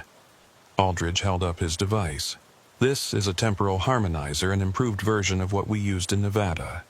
It doesn't just create fractures, it controls them, shapes them, directs them. I've been using it to perform experiments testing how human consciousness adapts to non-linear existence. The results have been fascinating. Would you like to see? He pressed a button on the device, and reality folded. Pike experienced the next 17 seconds from multiple angles simultaneously. He saw himself standing beside Salazar and Vance, saw himself running toward Aldridge, saw himself already having tackled the old man and wrestled away the device, saw himself failing and being absorbed into the fracture. All versions were equally real, equally immediate, and the contradiction of experiencing mutually exclusive events at the same time threatened to shred his sanity. Then Dr. Vance's voice cut through the chaos, sharp and commanding. Sheriff, focus on your anchor, the specific moment. Force yourself into one timeline. Pike grabbed onto the memory of his watch reading 3:47 p.m., that specific second, and pulled. The multiple versions of himself collapsed back into singularity with a sensation like being turned inside out and back again. He stood once more beside Vance and Salazar, his heart hammering, his mind struggling to process what he'd just experienced. Aldridge was laughing, delighted by their confusion. You see, consciousness can navigate the fracture. With practice, with training, you can learn to exist intentionally across multiple timelines. You could see every version of events, make every choice, experience every possible outcome. Why settle for one life when you can have infinite lives? Because infinite lives means no life at all, Vance shot back. You haven't achieved transcendence, Dr. Aldridge. You've achieved dissolution. You're not one person experiencing multiple timelines. You're fragments of a person scattered across time, each fragment thinking it's the original. You've destroyed yourself, and you're trying to destroy everyone else to avoid being alone in your fractured existence. Something in Aldridge's expression shifted. the confidence wavering for just a moment. In that moment, Pike saw not a mad scientist drunk on power, but a frightened old man who had made a terrible mistake decades ago and had spent the years since trying to convince himself it had been worth it. Then the moment passed, and Aldridge's smile returned. "Dr. Vance, I'm offering you a gift. All of you. Integration into the fracture. No more death, no more aging, no more being trapped in a single moment's progression toward entropy. Just eternal now. Eternal here. Eternal you, across all possible yous." "No," Pike said simply. "We're leaving, and we're finding a way to seal this fracture before it expands further." "You can't seal it. I won't allow it." Aldridge raised the harmonizer again. "And I don't need your permission to integrate you. The fracture responds to my commands now. I just have to—" A gunshot cracked through the subdivision, and Aldridge's chest blossomed red. He looked down at the wound with an expression of mild surprise, then looked up at Deputy Salazar, who had her service weapon extended in a two-handed grip, her face set in hard lines. "I'm not interested in transcendence," Salazar said flatly. "And I'm not going to watch you turn my sheriff into temporal fragments." Aldridge stumbled backward, dropping the harmonizer. But instead of falling, he seemed to multiply, his image splitting into dozens of versions that each reacted to the gunshot differently. Some collapsing, some staying upright, some fading away, some becoming more solid.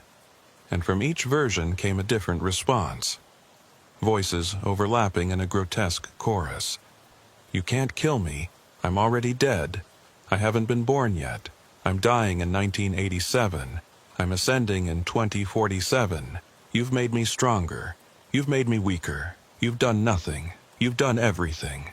The harmonizer lay on the pavement between them, still active, its readouts flickering through sequences of numbers that Pike's brain couldn't process. Dr. Vance lunged for it, her hands closing around the device even as the multiple versions of Aldridge reached for it, too. There was a moment of struggle, temporal images overlapping and separating, and then Vance did something to the controls that made the device emit a high-pitched whine that seemed to come from every direction at once. The fracture responded immediately. The subdivision began to shake, not physically, but temporally. Pike could see decades cycling past in moments, the development being built and abandoned and built again and falling to ruins and being reclaimed by desert in a loop that accelerated with each repetition. The figures from Phase 3 were pulled backward toward Mesquite Lane, their transparent forms fading as they were yanked deeper into whatever temporal nowhere they'd been trapped in. The multiple Aldridges collapsed back into a single version. The wounded old man now looking confused and frail, his certainty gone. "What did you do?" he whispered to Vance. "I reversed the harmonizer's polarity," she said, her voice tight with concentration as she adjusted controls. "Instead of expanding the fracture, it's now compressing it, forcing all the temporal layers to collapse back into a single coherent timeline. But that means—" Aldridge's eyes widened with realization. "That means everyone caught in the fracture will be forced back into their original timelines. The ones who came from the past will return to their pasts. The ones from the future will return to their futures. And I've existed in so many different whens that I don't have an original timeline anymore. I'll be—" He didn't finish the sentence. His form began to fade, becoming transparent, as the subdivision around them stabilized into a single version of itself. The abandoned, monsoon-damaged development Pike had first visited days ago. The lights in the model homes went out. The multiple vehicles disappeared, leaving only Pike's Crown Victoria and Vance's Honda. The voices on the radio fell silent, and Dr. Marcus Aldridge simply ceased to exist, not dying so much as being edited out of reality, removed from a timeline he'd broken himself out of decades ago. The harmonizer went dark in Vance's hands. She set it down carefully on the pavement and stood, her legs shaky. It's done. The fracture is sealed. Anyone who was trapped in it has been returned to their proper timelines, assuming those timelines are still accessible. Some of them might have been sent to pasts that no longer exist, or futures that won't happen now. They're gone. Pike looked at Salazar, who was slowly holstering her weapon, her hands trembling. "Deputy, are you all right?" "I shot a man, Sheriff. A man who might have been crazy, but he wasn't threatening us with a weapon. He was just talking." Her voice was hollow. "Did I do the right thing?" Before Pike could answer, Vance spoke up. "You saved us, Deputy. Aldridge was going to use the harmonizer to force us into the fracture. Your action distracted him long enough for me to reverse the device. Without that distraction, we'd all be temporal fragments now, scattered across decades with no way back." Pike put a hand on Salazar's shoulder. "The use of deadly force will be reviewed, as it always is. But Dr. Vance is right. You saved us, and probably saved thousands of people who would have been caught in the fracture if it had continued expanding." They stood in silence for a moment. 3 people in an abandoned subdivision trying to process what they'd just experienced and survived. Then Pike's radio crackled with a normal, blessedly normal transmission from dispatch. "Sheriff Pike, this is Martinez. Just checking in. You've been off radio for about 40 minutes. Everything okay out there?" Pike grabbed his radio, finding comfort in the mundane routine of responding to dispatch. "Everything's fine, Martinez. Just wrapping up an investigation. We'll be back at the station within the hour." "Copy that, Sheriff.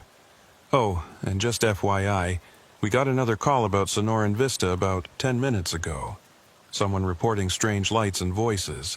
I told them we already had units on site investigating. Should I send anyone else out there?" Pike looked at the dark, silent subdivision, then at the harmonizer lying on the pavement like evidence of a crime against physics. "Negative. The situation is resolved, but I want that location marked as closed to the public. Set up barricades at the entrance tomorrow morning and get the county attorney to start condemnation proceedings. That development is permanently unsafe." "Will do, Sheriff. See you back at the station." The drive back to town was quiet, each of them lost in their own thoughts. Dr. Vance sat in the back seat of Pike's Crown Victoria, the harmonizer secured in an evidence bag beside her. She'd insisted on taking it back to the university, where it could be studied and potentially used to detect other temporal anomalies before they became fractures. "Sheriff," she said as they approached Prescott Valley, "what are you going to put in your report? The truth? Because if you do, they'll think you're insane." Pike had been thinking about that very question. "I'm going to say we responded to reports of trespassing at an abandoned development and found evidence of illegal activity, specifically unauthorized geological testing that created hazardous conditions. I'm going to recommend the site be condemned and sealed, and I'm going to file the harmonizer as evidence under seal, accessible only to authorized personnel." "And the disappearances?" Salazar asked from the passenger seat. "The people who got trapped in the fracture?" "Those cases will remain open, but I suspect most of them will start closing themselves in the next few weeks. If Vance is right about people being returned to their proper timelines, we might start getting reports of those missing persons reappearing in their original time periods. A surveyor who vanished in 91 might suddenly turn up, claiming he's only been gone for an hour. A photographer who went missing in 2009 might walk into a police station tomorrow wondering what all the fuss is about. Or they might not," Vance said quietly. "Some of them were in the fracture for so long their original timelines might have closed. They might have been sent to Wen spaces that no longer connect to our Wen space. They might be lost permanently in the spaces between seconds. It was not a comforting thought, but Pike had learned long ago that law enforcement wasn't about comfort. It was about doing what needed to be done and living with the consequences. They'd stopped a temporal fracture from consuming Yavapai County and potentially spreading beyond. They'd sealed a causal anomaly that had been claiming victims for 3 decades. That would have to be enough. As they pulled into the county building's parking lot, Pike's mind was already working on the paperwork, the official narrative that would explain events without invoking temporal physics or causal fractures. It would be fiction, but it would be coherent fiction, the kind that let everyone involved sleep at night without questioning the fundamental nature of reality. But he knew that somewhere in a box, in an evidence room, sealed and labeled and waiting, the temporal harmonizer would sit as proof that the impossible had happened in Yavapai County on a Thursday afternoon when the monsoon rains had washed away more than just dirt and debris. It had washed away the barriers between moments, and for a brief, terrible time, everything had existed at once. 3 weeks after the events at Sonoran Vista, Sheriff Thaddeus Pike found himself sitting in his office at 2:17 a.m., unable to sleep, staring at a case file that should have been closed but refused to stay that way. The official report had been filed, the site had been condemned, and the county had erected barricades and warning signs at every entrance to the failed development. By all accounts, the matter was resolved. But Pike knew better. The disappearances were reversing themselves, just as Dr. Vance had predicted. Martin Hastings, the surveyor who had vanished in 1991, had walked into a ranger station in Sedona, claiming he'd only been gone for a few hours, despite his family having mourned him for 32 years. Catherine Brennan, the real estate agent missing since 2003, had appeared in her own driveway, disoriented and insisting it was still 2003. Only to find her children grown and her husband remarried. The photographer from 2009, Daniel Torres, had materialized in a Phoenix hospital emergency room with no memory of the intervening 14 years and wounds on his body that appeared to be both fresh and decades old simultaneously. Each return created more questions than answers. Medical examinations showed impossible results. Cellular aging that didn't match chronological age, memories that contradicted documented history, physical injuries that healed in reverse. The FBI had taken over most of the cases, classifying them under a designation Pike had never heard of, and quietly suggesting that local law enforcement stop asking questions that couldn't be answered through conventional investigative means. But it was the cases that hadn't reversed that kept Pike awake at night. 6 people who had disappeared near Sonoran Vista over the years remained missing, their timelines apparently too fractured to allow return. And then there was the question of Dr. Marcus Aldridge himself. Pike had requested every available record on Aldridge from the government archives, and what he'd received was a file so heavily redacted it was barely readable. What he could piece together suggested that Aldridge had been a brilliant physicist who'd worked on classified projects in the 1960s and 70s, projects with names like Kronos and Tempus that dealt with theoretical temporal mechanics. He'd left government service in 1979 under circumstances that were classified, and had resurfaced in the private sector working for defense contractors with connections to intelligence agencies. The most disturbing detail was a note buried in the file, written by a CIA oversight officer in 1982. Dr. Aldridge's work shows promising results, but raises serious concerns about long-term psychological stability. Subject demonstrates obsessive behavior regarding temporal mechanics, and has made statements suggesting he believes conventional linear time is a prison from which humanity must escape. Recommend continued surveillance and restriction of access to experimental equipment. Apparently, those recommendations had been ignored or overruled. because by 1987 Aldrich had been in Arizona, using his own money and connections to acquire the Sonoran Vista site and conduct his experiments away from federal oversight.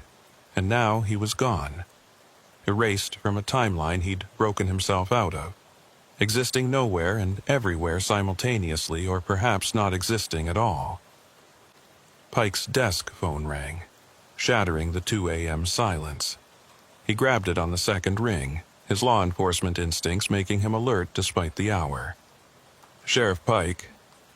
The voice on the other end was unfamiliar, male, with an accent Pike couldn't quite place. "This is Agent Carver with the Department of Defense. I'm calling about the Sonoran Vista incident." Pike sat up straighter, his exhaustion forgotten. The Department of Defense hadn't been part of any of the previous conversations about the subdivision. "Agent Carver, what's your interest in Sonoran Vista?" Dr. Marcus Aldrich was working under a classified contract when he created the temporal fracture in 1987. Technically, his work was still considered government property, even if he was conducting it through private channels.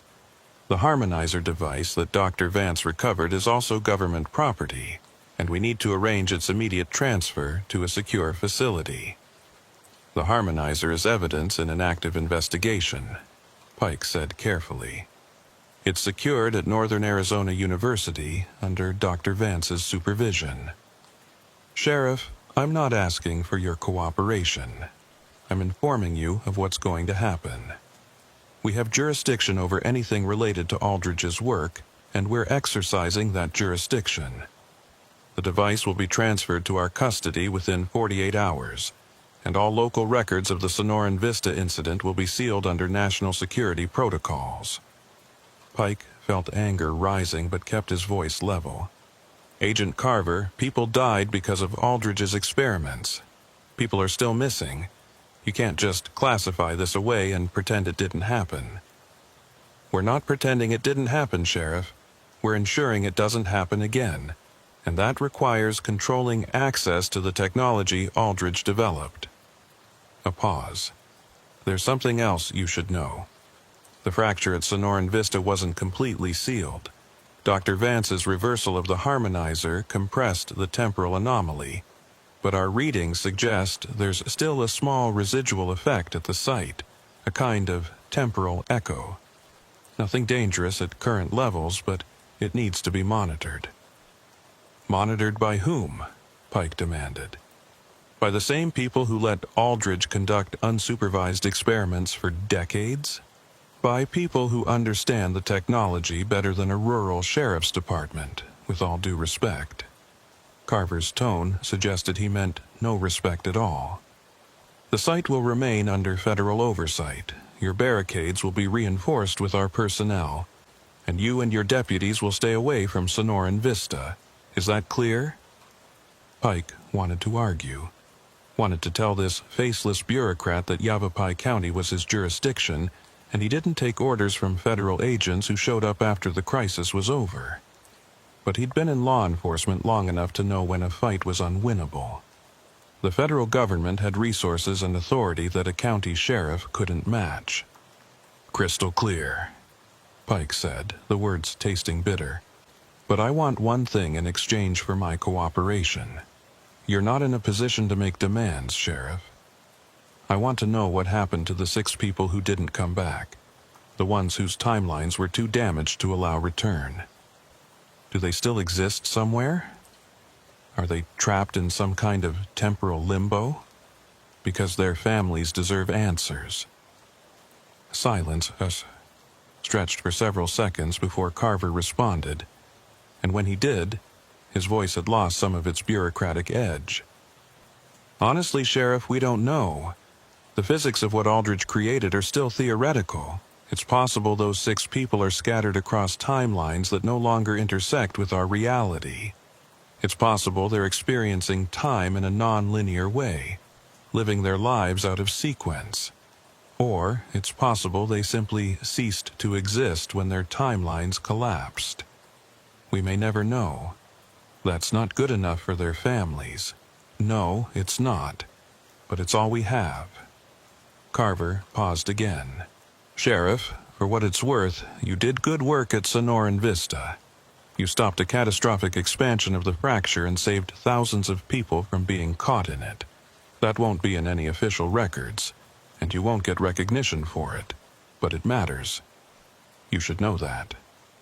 The line went dead before Pike could respond. He sat holding the silent phone, feeling the weight of unfinished business and unanswered questions. 23 years in law enforcement had taught him that cases didn't always resolve cleanly, that sometimes you had to accept partial victories and move on. But it didn't make it easier. His radio crackled to life, Deputy Salazar's voice cutting through the early morning silence. "Sheriff, are you awake? I'm at the Sonoran Vista barricade and we've got a situation." Pike was already grabbing his keys. "What kind of situation?" "Eamon Lattimore is here. He drove around the barricade and went into the subdivision about 10 minutes ago. I tried to stop him, but he wouldn't listen. Said he needed to collect one more sample, that he'd found something in Dr. Vance's analysis that didn't make sense." Pike's blood ran cold.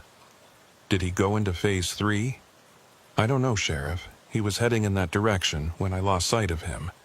I was about to go in after him when I thought I should call for backup first. Good thinking. Stay at the barricade and don't let anyone else through. I'm en route, ETA 12 minutes. The drive to Sonoran Vista was a blur of dark roads and racing thoughts. Pike tried to raise Lattimore on his cell phone but got no answer.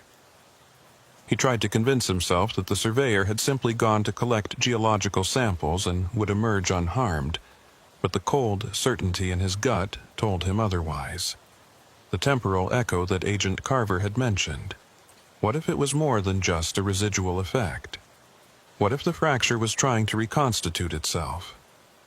He arrived at the barricade to find Salazar pacing beside her patrol unit, her flashlight cutting nervous arcs through the darkness. "Sheriff, I tried calling Lattimore, but he's not answering. And I've been hearing something from the subdivision. Voices, like before. Multiple voices overlapping, all saying the same thing."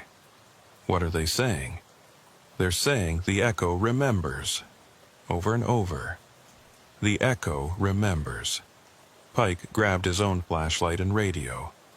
"Stay here. If I'm not back in 30 minutes, call the state police and the FBI. Tell them the temporal fracture at Sonoran Vista has reactivated." "Sheriff, you shouldn't go in alone. That's an order, Deputy." Pike's tone left no room for argument. He'd already lost too many people to the fracture. He wasn't risking Salazar again. He climbed over the barricade and entered the subdivision, his flashlight beam cutting through darkness that felt thicker than it should, more resistant, as if the air itself was heavy with compressed time. The model homes stood silent and dark, but Pike could feel something different about them, a subtle wrongness in their proportions or positions, as if they'd shifted slightly when no one was looking. The voices Salazar had mentioned were audible now, distant and overlapping, coming from the direction of Phase 3. "The echo remembers. The echo remembers." The phrase repeated with mechanical precision, and Pike realized with a chill that the voices weren't quite human. They had that same processed, synthesized quality he'd heard in the original 911 call. He found Lattimore's truck parked at the entrance to Mesquite Lane, the driver's door open and the engine still running. Survey equipment was scattered across the front seat, and Lattimore's cell phone lay on the dashboard, its screen showing a series of incoming calls from Pike and Salazar that had gone unanswered. Pike moved down Mesquite Lane toward the dead-end barricade, his flashlight revealing footprints in the dirt. Lattimore's work boots, recent and clear, heading toward Phase 3. But beside those prints were other tracks, familiar in a way that made Pike's skin crawl. They were the same impossible backward-forward tracks he'd seen 3 weeks ago, the ones that suggested time moving in contradictory directions. "Lattimore!" Pike called out, his voice swallowed by the darkness. "Eamon Lattimore, this is Sheriff Pike. Call out your location." A response came, but not from Lattimore. It was that same wrong voice, the one that sounded like Pike but wasn't, coming from somewhere ahead near the barricade. "He's here, Sheriff. He's been here. He will be here. The echo remembers everyone who touched the fracture." Pike moved forward, weapon drawn, every instinct screaming at him to turn back, to run, to get out before the subdivision could claim him too. But he was a sheriff, and a sheriff didn't abandon people in danger, even when the danger came from physics gone wrong and time eating itself.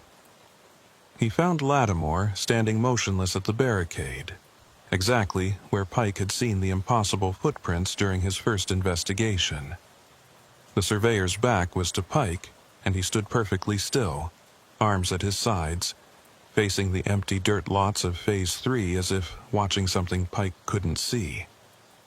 "Lattimore," Pike said carefully, approaching slowly. "Are you all right? Can you hear me?" "I can hear you, Sheriff." Lattimore's voice was normal, controlled, which somehow made it worse. "I can hear you now, and I heard you 3 weeks ago, and I'll hear you tomorrow. The echo has integrated me. I exist in all the moments simultaneously now, just like Dr. Aldridge." Pike felt his chest tighten. "Eamon, you need to come with me. We need to get you out of the subdivision before what?" Lattimore turned, and Pike had to fight not to step back. The surveyor's eyes were wrong. Not physically changed, but looking in too many directions at once, as if they were trying to focus on multiple points in time simultaneously. "Before I become like the others. It's too late for that, Sheriff. I touched the fracture directly when I collected those geological samples. The temporal radiation, or whatever you want to call it. It got into my cells, my consciousness. I've been decohering for weeks. I just didn't realize it until I came back here and felt the echo calling to me. Dr. Vance said the fracture was sealed. The main fracture was sealed. But the echo remains. And the echo is hungry. It wants to reconstitute what was lost. It's calling to everyone who ever touched the temporal anomaly, trying to pull them back, trying to use them as anchors to rebuild the fracture from scratch." Lattimore took a step toward Pike, and his movement was wrong, jerky, as if different versions of him were trying to walk in slightly different directions at the same time. "It's calling to you too, Sheriff. You were inside the fracture when it collapsed. You're contaminated just like me. Can't you feel it? The pull toward multiple moments? The sensation of existing in too many whens at once." Pike did feel it. Had been feeling it for weeks, but had attributed it to stress and exhaustion. The occasional déjà vu that was too specific, too detailed. The moments when he could have sworn he'd already had a conversation that was happening for the first time. The dreams where he experienced his own life from multiple angles simultaneously, watching himself from outside while also being inside his own perspective. "The echo can't rebuild the fracture," Pike said, trying to convince himself as much as Lattimore. "Dr. Vance destroyed the harmonizer. Aldridge is gone. There's no one to control it. The echo doesn't need control. It just needs mass, temporal mass, consciousnesses that have been touched by nonlinear time. I came back to collect samples, but really I came back because the echo wanted me here. And you came here to rescue me. But really, you came because the echo wanted you too." Lattimore's smile was terrible, too wide, involving muscles that shouldn't move that way. "We're going to be the seeds of the new fracture, Sheriff. We're going to exist in all times at once, and slowly, gradually, we'll expand until we've pulled everyone in Yavapai County into the eternal now." Pike's hand tightened on his weapon, but he knew bullets wouldn't solve this. You couldn't shoot a temporal anomaly, couldn't arrest physics gone wrong. "Eamon, listen to me. You're still you. You're still human. You can fight this. I don't want to fight it. Lattimore took another jerky step forward. Linear time is a prison, Sheriff. Birth to death in one direction. Every moment lost as soon as it passes. But in the echo, every moment is preserved, accessible, eternal. Aldrich was right about that, even if he was wrong about everything else. This isn't dissolution, it's liberation. Pike backed away, his mind racing through options and finding none that worked. He couldn't physically restrain Lattimore without risking contact that might contaminate him further. He couldn't call for backup without endangering more deputies. And he couldn't just run.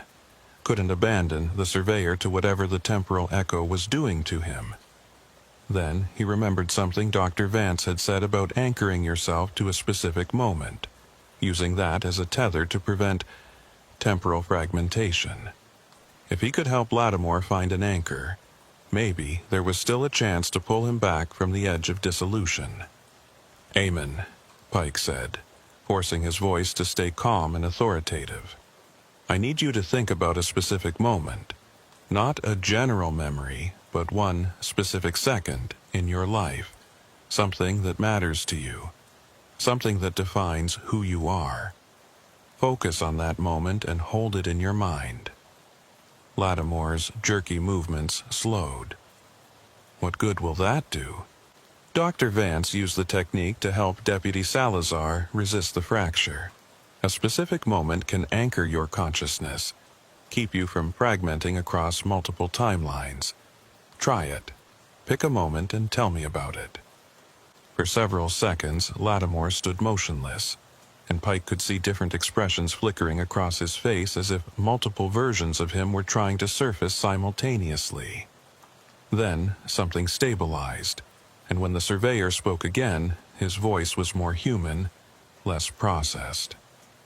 "I was 7 years old. My father took me to survey a property in the Bradshaw Mountains. It was summer, hot, and I was complaining about having to walk so far. But then we reached the survey marker and my father showed me how to use the instruments, how to take readings and translate them into maps. He told me that surveyors are the people who make sense of the land, who turn wilderness into something measurable and knowable. He said it was important work that mattered." Lattimore's eyes focused more clearly, looking at Pike rather than through him. "That was the moment I decided what I wanted to be. That was the moment that made me who I am. Hold on to that," Pike urged. "Keep that moment in your mind. Don't let the echo pull you away from it." "I'm trying, Sheriff, but it's hard. The echo is so much stronger than one memory. It has decades of time compressed into it, and I'm just one man trying to hold on to one moment." Pike's radio crackled, and Deputy Salazar's voice came through, urgent and frightened. "Sheriff, I'm seeing lights in the subdivision. The model homes are lighting up again, just like 3 weeks ago. And there are people walking on the streets, people who shouldn't be there. What's happening?" Before Pike could respond, the air around him began to shimmer with that familiar heat distortion effect. The darkness of Mesquite Lane gave way to overlapping images. The street as it was now, abandoned and deteriorating, superimposed with the street as it had been during construction, complete with workers and equipment, and the street as it would be if the development had succeeded, with finished homes and landscaping and residents. The echo was expanding, using Lattimore and possibly Pike himself as anchors to rebuild the temporal fracture. If it continued, it would spread beyond the subdivision again, and this time there would be no Dr. Vance with a harmonizer to reverse it. Pike made a decision that went against every instinct of self-preservation he'd developed in 23 years of law enforcement. He moved toward Lattimore, reaching out to grab the surveyor's arm despite knowing the risk. "Eamon, I need you to focus on that moment with your father. Hold it as tight as you can, and I'm going to anchor you to the present, to this specific moment right now. Sheriff, If you touch me while I'm fragmenting, you'll get pulled in too. I know. Pike's hand closed around Lattimore's arm, and immediately he felt it. The sensation of existing in multiple times at once, his consciousness trying to fragment and spread across decades. But he fought it, focusing on his own anchor. His watch reading 3:47 p.m. on the day he'd first confronted the fracture, that specific second that had kept him grounded before. Around them, the temporal shimmer intensified, and Pike could see figures forming in the overlapping timelines. Construction workers from 2006, residents from timelines where the development had succeeded, the transparent shapes of people who'd been trapped in the fracture. All of them turning toward Pike and Lattimore. All of them pulled by the Echo's attempt to rebuild itself. The Echo remembers, they said in unison, their voices blending into that processed inhuman chorus. The Echo preserves, the Echo integrates.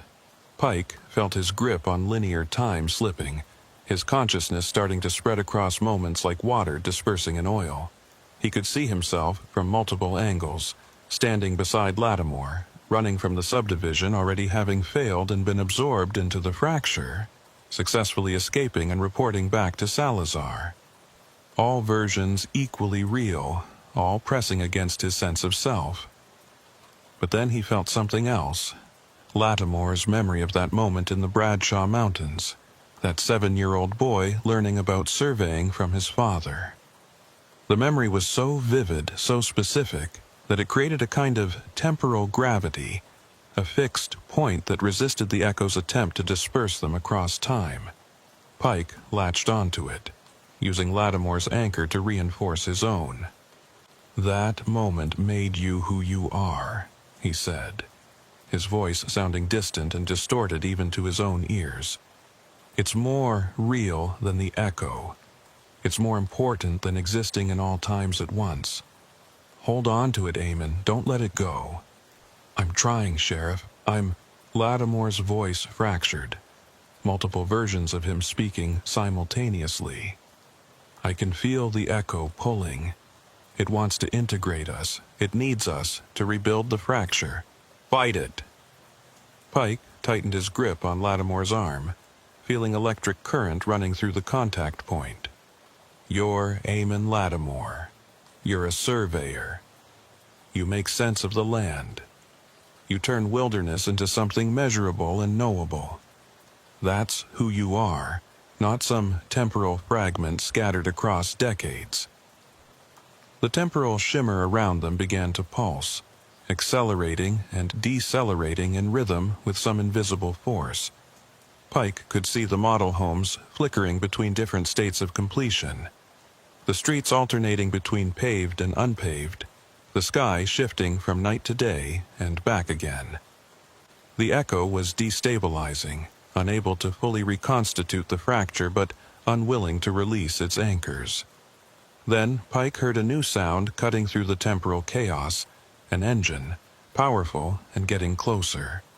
Headlights swept across Mesquite Lane, and a large black SUV crashed through the barricade at the end of the street, driving directly toward where Pike and Lattimore stood locked in their struggle against fragmentation. The vehicle stopped 20 feet away, and Pike saw Agent Carver emerge from the driver's seat, carrying what looked like a smaller, portable version of Aldridge's temporal harmonizer. Behind him came two other figures in dark suits, both carrying similar devices. "Sheriff Pike, step away from the surveyor," Carver shouted, his voice cutting through the temporal distortion. "We're going to stabilize the Echo before it can fully expand." "If I let go, he'll fragment completely," Pike shouted back. "And if you don't let go, you'll both fragment. These harmonizers are calibrated to collapse the Echo without destroying the people caught in it, but we need clear access." Pike looked at Lattimore, seeing the fear and hope warring in the surveyor's fragmenting expression. "Eamon, can you hold on to that memory on your own, just for a few more seconds?" "I don't know, Sheriff. It's getting harder to remember which version of me had the memory and which versions are just echoes of echoes." The version that matters is the one that's here right now, in this specific moment. That's the real you. The rest is just temporal noise. Pike prepared to release his grip. Hold on to that moment in the mountains. Make it more real than anything else.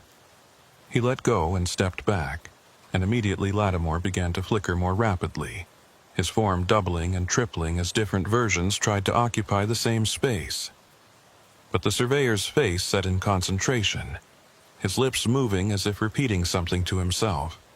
The memory of his father, Pike guessed, that anchor moment playing on loop to keep him grounded. Carver and his team activated their harmonizers simultaneously, and the devices emitted that same high-pitched whine Pike remembered from 3 weeks ago. But this time the effect was different. Instead of collapsing all timelines into one, the harmonizers seemed to be separating them, peeling away the temporal layers that had been compressed together and forcing them back into their proper sequence. The flickering images around them began to fade. The construction workers disappearing back into 2006, the imagined residents dissolving into timelines that had never actually existed. The trapped figures from the original fracture being pulled away to whatever when spaces they'd been exiled to. The subdivision slowly stabilized back into its abandoned state. Just dark model homes and empty streets under a pre-dawn sky. Lattimore solidified, becoming a single, coherent person again, instead of a collection of overlapping temporal fragments. He collapsed to his knees, breathing hard, and Pike moved to support him. "Is he stable?" Pike asked Carver. The agent checked readings on his harmonizer before nodding. "Temporally stable, yes, but he's been exposed to significant temporal radiation. He'll need to be monitored for signs of decoherence, possibly for the rest of his life. Some people never fully recover from contact with a causal fracture." Pike helped Lattimore to his feet, supporting the surveyor's weight. "What about the echo? Is it gone?" "Contained, not gone. We can't completely eliminate temporal echoes. They're artifacts of the original fracture, and they persist even after the main anomaly is sealed. But we've compressed it down to a subcritical level. It shouldn't be able to use human consciousness as an anchor anymore." Carver gestured to his team, who began setting up additional equipment around the area. "We're establishing a permanent monitoring station here. Any future temporal fluctuations will be detected and suppressed before they can expand." "You could have mentioned you had this capability when we spoke earlier," Pike said, unable to keep the edge out of his voice. "We needed to see if the echo would try to reconstitute itself before committing resources to permanent containment. Your surveyor friend provided that data by coming here tonight." Carver's expression was unreadable. "Consider it a field test that you both passed." Pike wanted to be angry, wanted to rage at the callousness of using Lattimore as bait, but exhaustion and relief won out. They'd stopped the echo from rebuilding the fracture. That was what mattered. "What happens now?" Pike asked. "Now, we take custody of the site, establish our monitoring station, and you and your department forget Sonoran Vista exists. The temporal echo will be our problem to manage." Carver paused. "And Sheriff, the contamination we detected in you, it's minor, probably won't develop into anything serious. But if you start experiencing temporal disorientation, déjà vu that's too specific, or any sense that you're existing in multiple moments simultaneously, contact us immediately. We can treat it if we catch it early." Pike drove Lattimore back to the barricade, where Deputy Salazar was waiting with medical supplies and concerned questions. Behind them, the federal team began setting up what looked like a permanent installation, complete with equipment Pike didn't recognize and warning signs that promised federal prosecution for trespassing. As the sun began to rise over Yavapai County, painting the desert in shades of orange and gold, Pike filed what he knew would be his final report on Sonoran Vista. The subdivision would become a classified federal site. its history of temporal anomalies buried under layers of bureaucracy and national security protocols. The missing persons cases would remain officially unsolved, though Pike suspected the families would eventually receive carefully worded letters explaining that their loved ones had been lost to circumstances beyond anyone's control. It wasn't the resolution Pike wanted. Too many unanswered questions, too many loose ends, too much swept under the rug by people with higher security clearances and lower accountability. But it was the resolution he was going to get. 3 months later, Pike stood in his office, preparing to leave for the day, when he noticed something odd about his desk calendar. The date showed November 17th, but he had a clear memory of that same day happening already. 2 weeks ago, he was certain, he'd worked through a domestic disturbance case and eaten lunch at the diner on Gurley Street and driven past Sonoran Vista on his way home. But when he checked his case files, there was no record of that domestic disturbance. The diner's receipts showed he hadn't eaten there in over a month, and he'd had no reason to drive past Sonoran Vista in weeks. Pike pulled out the card Agent Carver had given him, stared at the phone number for several long seconds, then put it back in his desk drawer.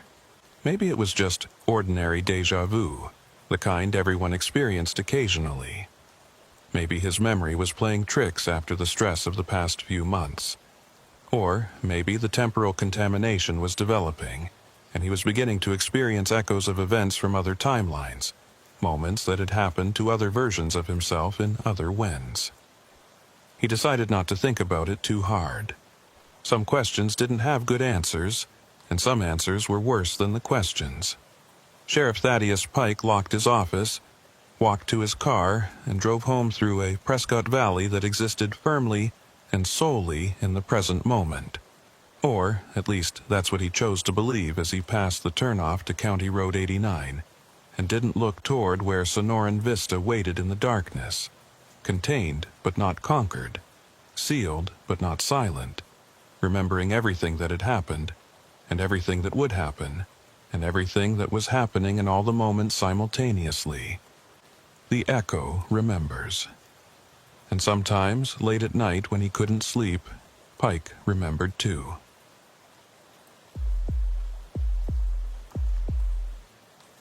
Sheriff Rowan Kepler had driven past the old way station on Highway 191 1,000 times without giving it much thought, but tonight the place looked different in a way that made his jaw tighten.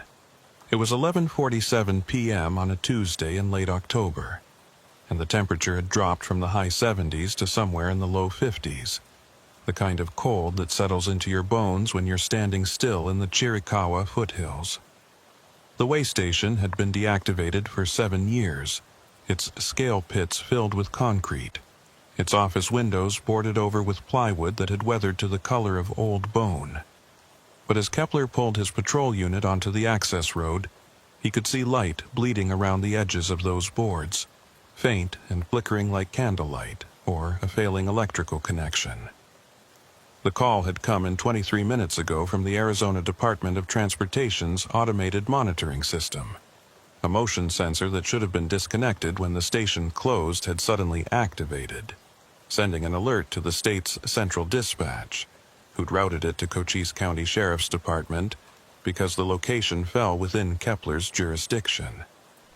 The dispatcher, a competent woman named Rita Vasquez who'd worked the overnight shift for 12 years, had sounded puzzled when she'd relayed the information.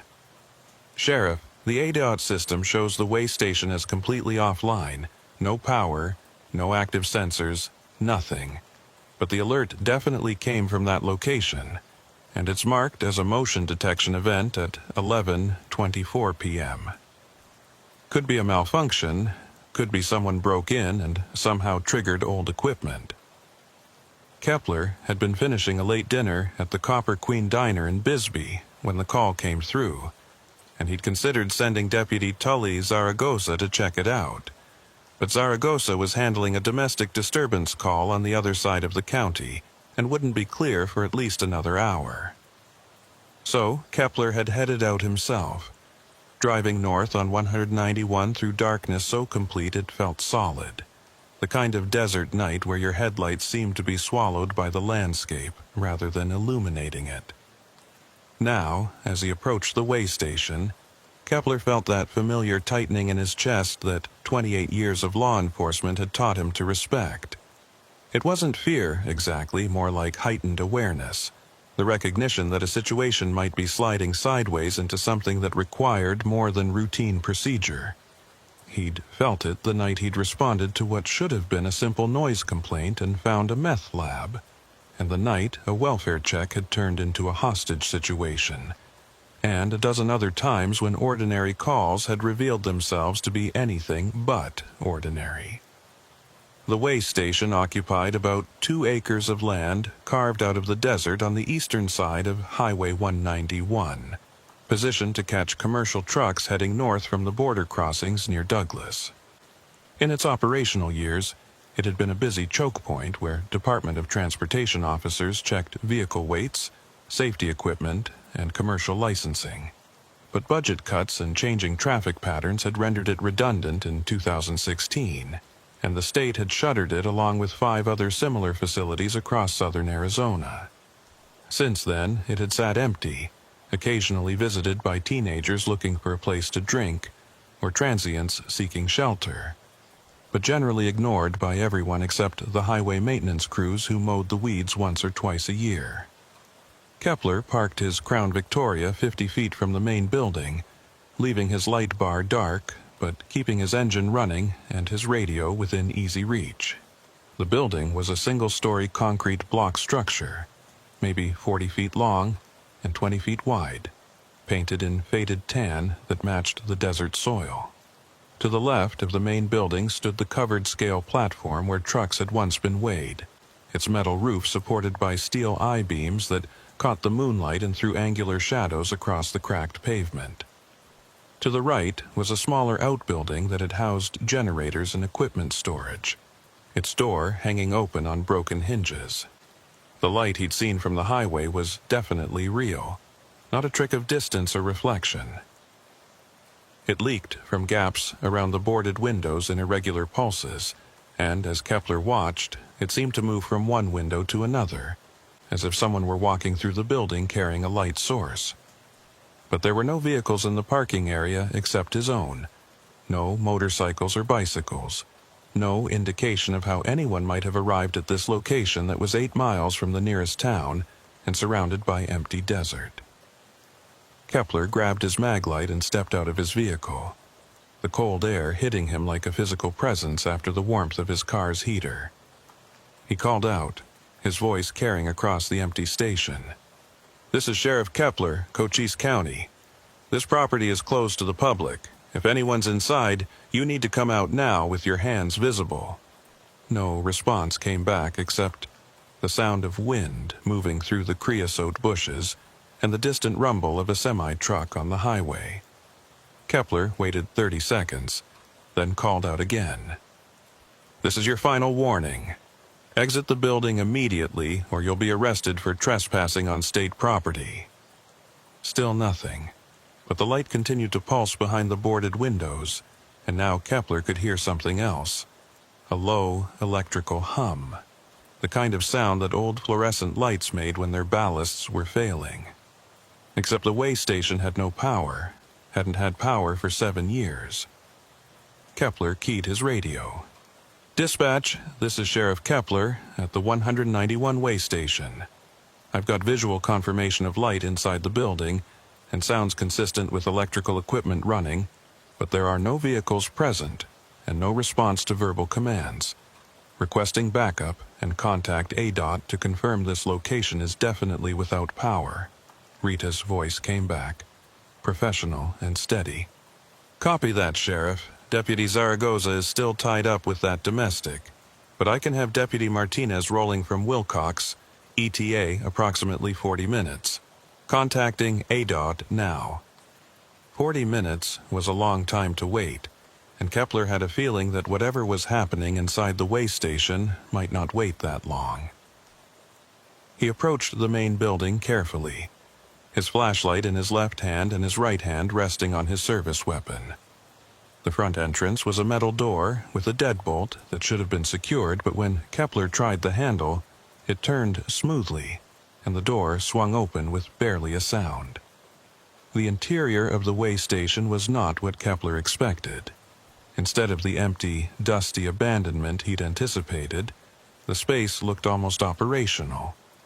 Fluorescent lights buzzed overhead, casting harsh white light across a reception area that contained a metal desk, filing cabinets, and chairs that appeared to be in regular use rather than covered with 7 years of desert dust. On the desk sat a computer monitor showing what looked like a live feed from highway cameras, displaying traffic on a section of road that Kepler recognized as Highway 191, probably from a mile or two south of their current location. But the details were wrong in subtle ways that made Kepler's skin crawl.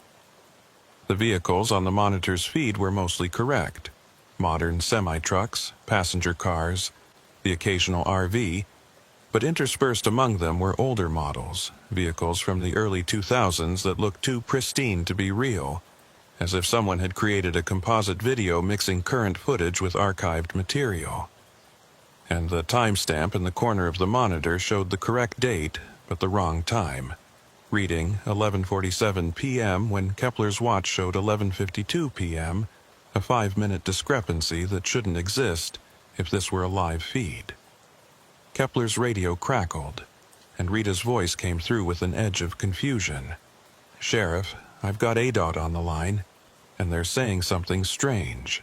The way station at mile marker 112 on Highway 191 is definitely decommissioned and has no active power connection.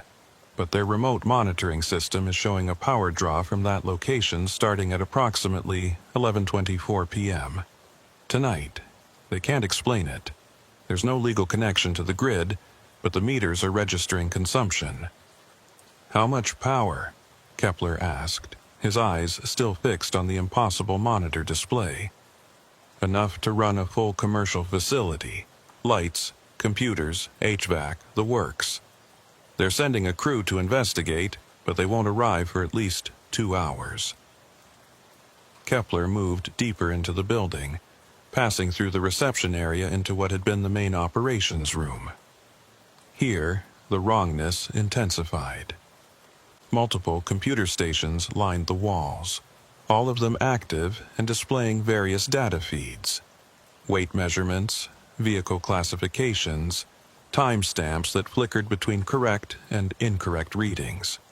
In the center of the room stood a large table covered with paperwork that looked simultaneously fresh and decades old, the ink sharp and clear, but the paper yellowed as if aged. And at one of the computer stations sat a figure in a Department of Transportation uniform, their back to Kepler, their hands moving across a keyboard with practiced efficiency. The figure appeared completely solid and real, not transparent or ghostly, but something about their posture was wrong. Too still when not typing, too mechanical when in motion, as if they were performing actions from memory rather than conscious thought. "Excuse me," Kepler said, his hand now gripping his weapon though he hadn't drawn it. "This facility is closed. You need to identify yourself and explain what you're doing here." The figure at the computer stopped typing but didn't turn around. A voice emerged, female and professionally neutral. "Way Station 1 and 12, operational status active. Processing northbound commercial traffic on Highway 191, all systems nominal." "This station has been closed since 2016, Kepler said, taking a step closer. "There's no operational status here. I need you to turn around and show me some identification." "Station deactivation scheduled for June 30th, 2016. The voice continued, still not turning. "Current date is October 24th, 2023. 7 years, 3 months, 24 days post-deactivation. System configuration error. Temporal database synchronization failure." Kepler felt cold spreading through his chest. "Temporal database? What are you talking about?" The figure finally turned, and Kepler had to fight the urge to step back. It was a woman in her 50s wearing a ADOT uniform with a name tag that read, Greer Ellington, Station Supervisor. Her face was normal enough, lined with age, professional expression, eyes that met his directly. But those eyes were wrong, not in color or shape, but in the way they focused, as if they were looking at multiple layers of reality simultaneously, seeing him and through him and around him all at once. "Sheriff Kepler," she said, and her voice had that same processed quality he'd expect from a digital recording rather than a living person. "You're responding to a motion sensor alert triggered at 23:24 hours. Your arrival was predicted with 94% probability based on historical response patterns." Historical response patterns? Kepler kept his voice level, professional, despite the surreal nature of the conversation. "Ma'am, I need you to explain what's happening here. Who are you, and how is this facility operating when it has no power?" Greer Ellington tilted her head at an angle that was just slightly too far, as if her neck had more range of motion than it should. "I am Station Supervisor Greer Ellington. I have been operating Way Station 1-12 since April 2009. This facility processes an average of 237 commercial vehicles per day, ensuring compliance with federal and state transportation regulations." "The station closed 7 years ago," Kepler repeated, his hand still on his weapon. "Closure protocols initiated June 30th, 2016. However, certain systems remain active for data, archival, and monitoring purposes. The recurring operations protocol was activated at 23:24 hours tonight due to detection of temporal pattern matching previous operational parameters." Kepler's radio erupted with static, and through the noise he could hear Rita's voice, distorted and cutting in and out. "Sheriff, location, reading multiple, not possible. Dispatch, repeat your last transmission, you're breaking up." But instead of Rita's voice, what came through was a recording of his own voice from earlier. "This is Sheriff Kepler, Cochise County. This property is closed to the public. If anyone's inside, you need to come out now with your hands visible." The recording played twice more, each time slightly different in tone and cadence, as if multiple versions of the same moment were being transmitted simultaneously. Then Rita's voice cut back in, clearer now. "Sheriff, we're getting strange readings from your location. GPS shows you at the way station, but we're also picking up your transponder signal from 3 different positions within a half-mile radius. Are you mobile or stationary?" "I'm stationary, inside the main building," Kepler replied, though he was starting to doubt the accuracy of his own sensory input. Greer Ellington had returned to her computer station, her fingers moving across the keyboard again. "Multiple position readings are consistent with temporal echo phenomenon.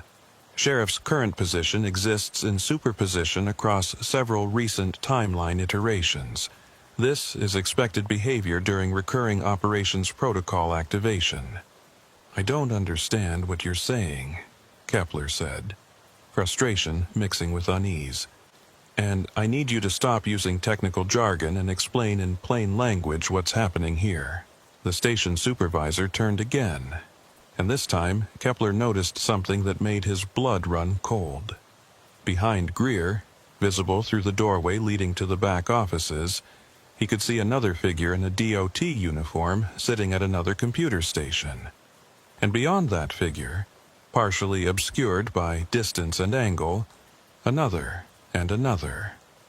The building seemed to extend much farther than its exterior dimensions should allow, filled with identical or similar figures all performing the same mechanical tasks. "Plain language explanation," Greer said, her wrong eyes focusing on him with uncomfortable intensity.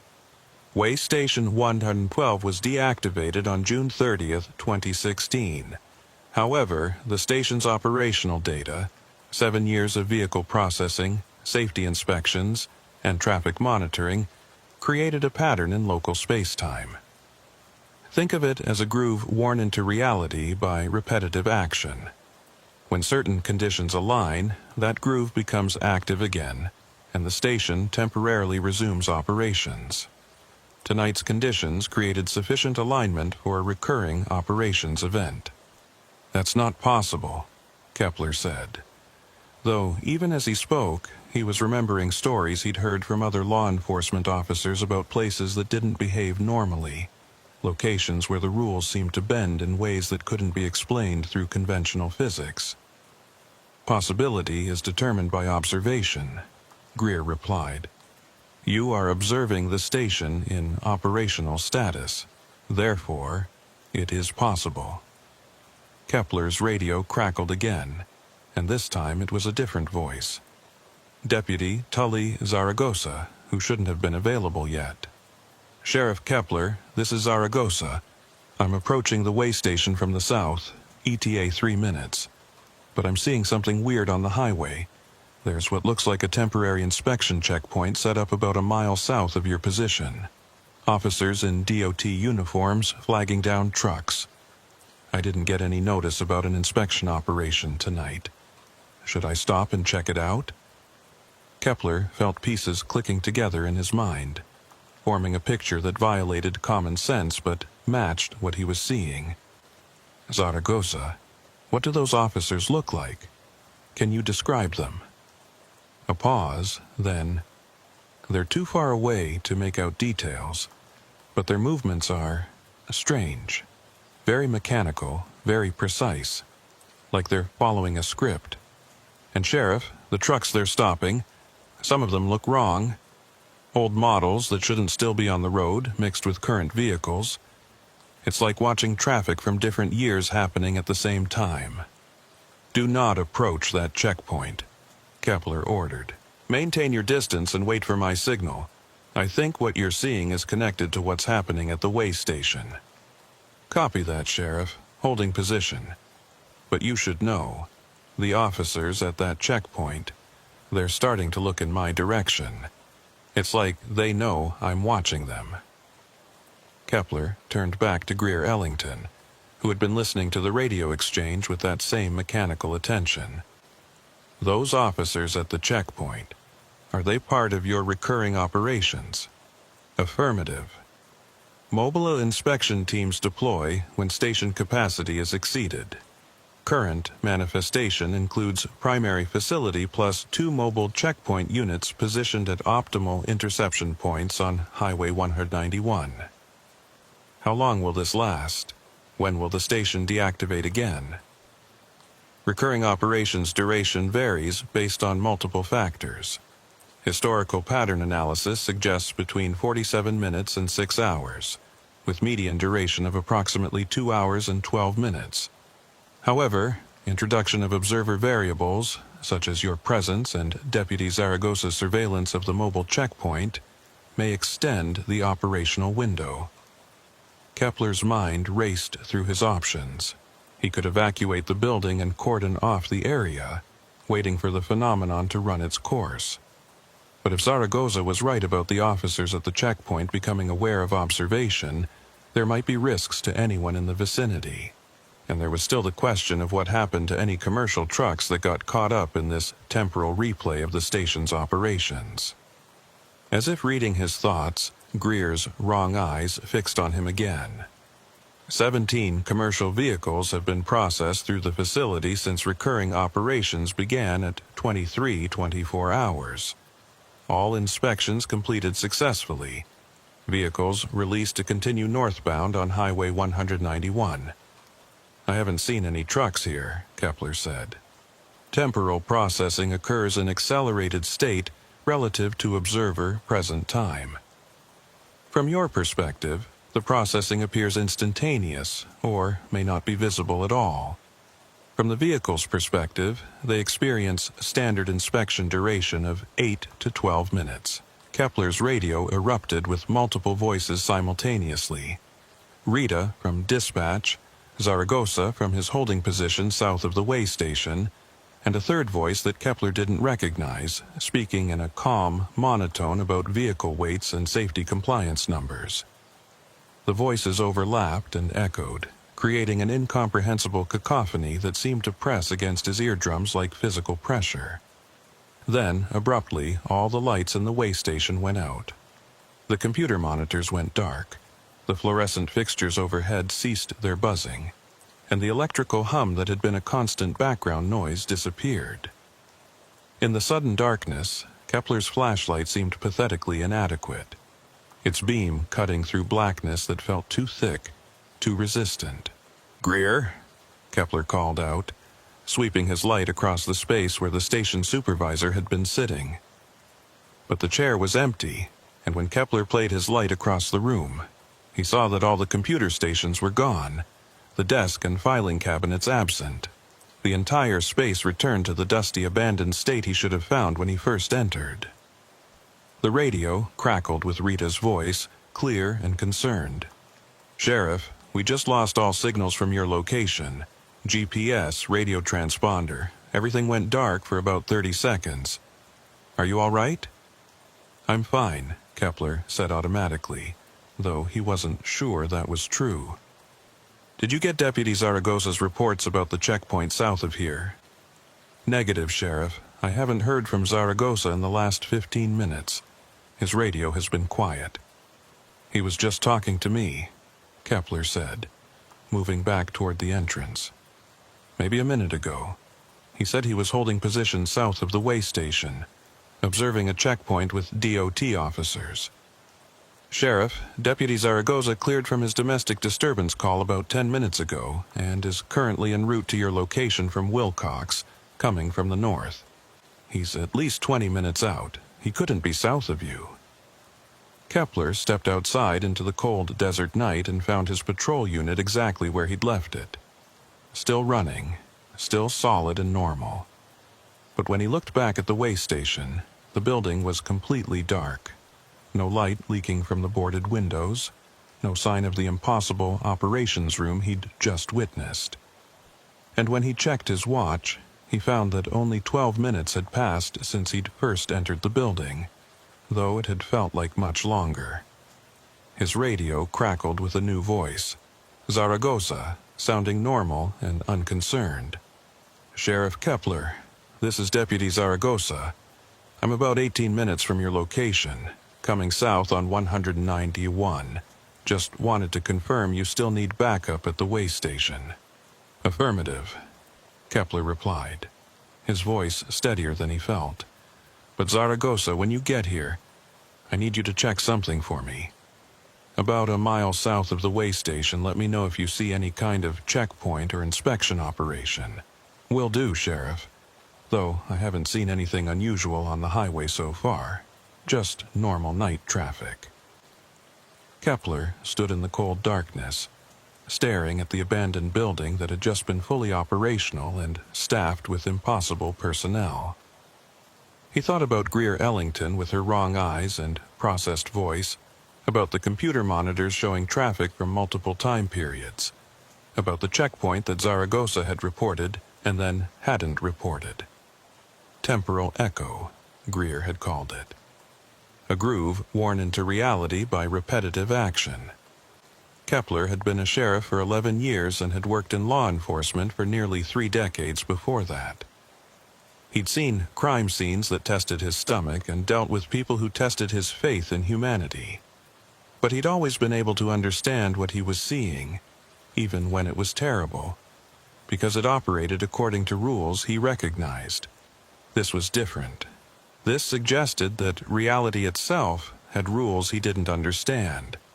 Rules that allowed abandoned buildings to remember their operational past so strongly that they could temporarily become operational again. Rules that let voices transmit from times that hadn't happened yet or had already passed. His radio crackled once more, and through the static he heard a voice that might have been Greer Ellington, or might have been Rita, or might have been no one at all, saying words that made the cold seem to deepen. Recurring operations protocol remains active. Observer integration at 34%.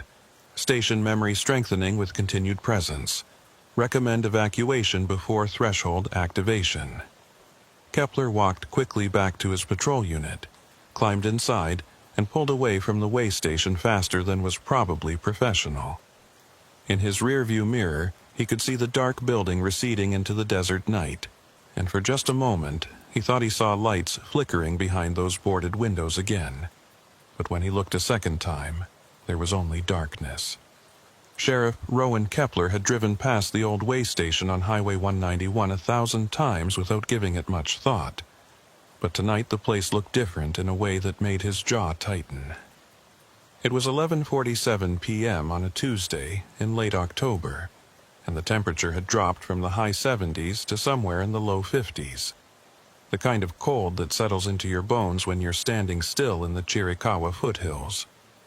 The way station had been deactivated for 7 years, its scale pits filled with concrete, its office windows boarded over with plywood that had weathered to the color of old bone. But as Kepler pulled his patrol unit onto the access road, he could see light bleeding around the edges of those boards, faint and flickering like candlelight or a failing electrical connection. The call had come in 23 minutes ago from the Arizona Department of Transportation's automated monitoring system. A motion sensor that should have been disconnected when the station closed had suddenly activated, sending an alert to the state's central dispatch, who'd routed it to Cochise County Sheriff's Department because the location fell within Kepler's jurisdiction. The dispatcher, a competent woman named Rita Vasquez, who'd worked the overnight shift for 12 years, had sounded puzzled when she'd relayed the information. Sheriff, the ADOT system shows the way station as completely offline. No power, no active sensors, nothing. But the alert definitely came from that location, and it's marked as a motion detection event at 11:24 p.m. Could be a malfunction, could be someone broke in and somehow triggered old equipment. Kepler had been finishing a late dinner at the Copper Queen Diner in Bisbee when the call came through, and he'd considered sending Deputy Tully Zaragoza to check it out. But Zaragoza was handling a domestic disturbance call on the other side of the county, and wouldn't be clear for at least another hour. So Kepler had headed out himself, driving north on 191 through darkness so complete it felt solid. The kind of desert night where your headlights seem to be swallowed by the landscape rather than illuminating it. Now, as he approached the way station, Kepler felt that familiar tightening in his chest that 28 years of law enforcement had taught him to respect. It wasn't fear exactly, more like heightened awareness. The recognition that a situation might be sliding sideways into something that required more than routine procedure. The way station occupied about 2 acres of land carved out of the desert on the eastern side of Highway 191, positioned to catch commercial trucks heading north from the border crossings near Douglas. In its operational years, it had been a busy choke point where Department of Transportation officers checked vehicle weights, safety equipment, and commercial licensing. But budget cuts and changing traffic patterns had rendered it redundant in 2016. And the state had shuttered it along with 5 other similar facilities across southern Arizona.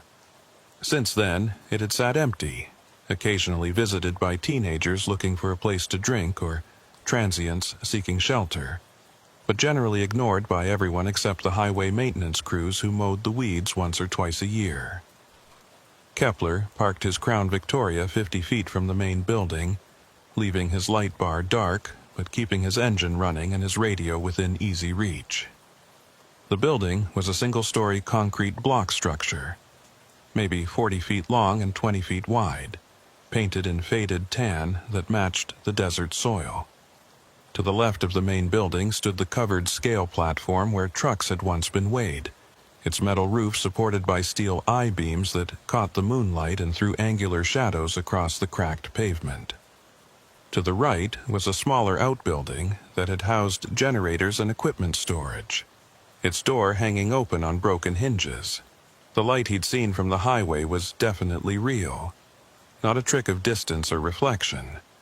It leaked from gaps around the boarded windows in irregular pulses, and as Kepler watched, It seemed to move from one window to another, as if someone were walking through the building carrying a light source.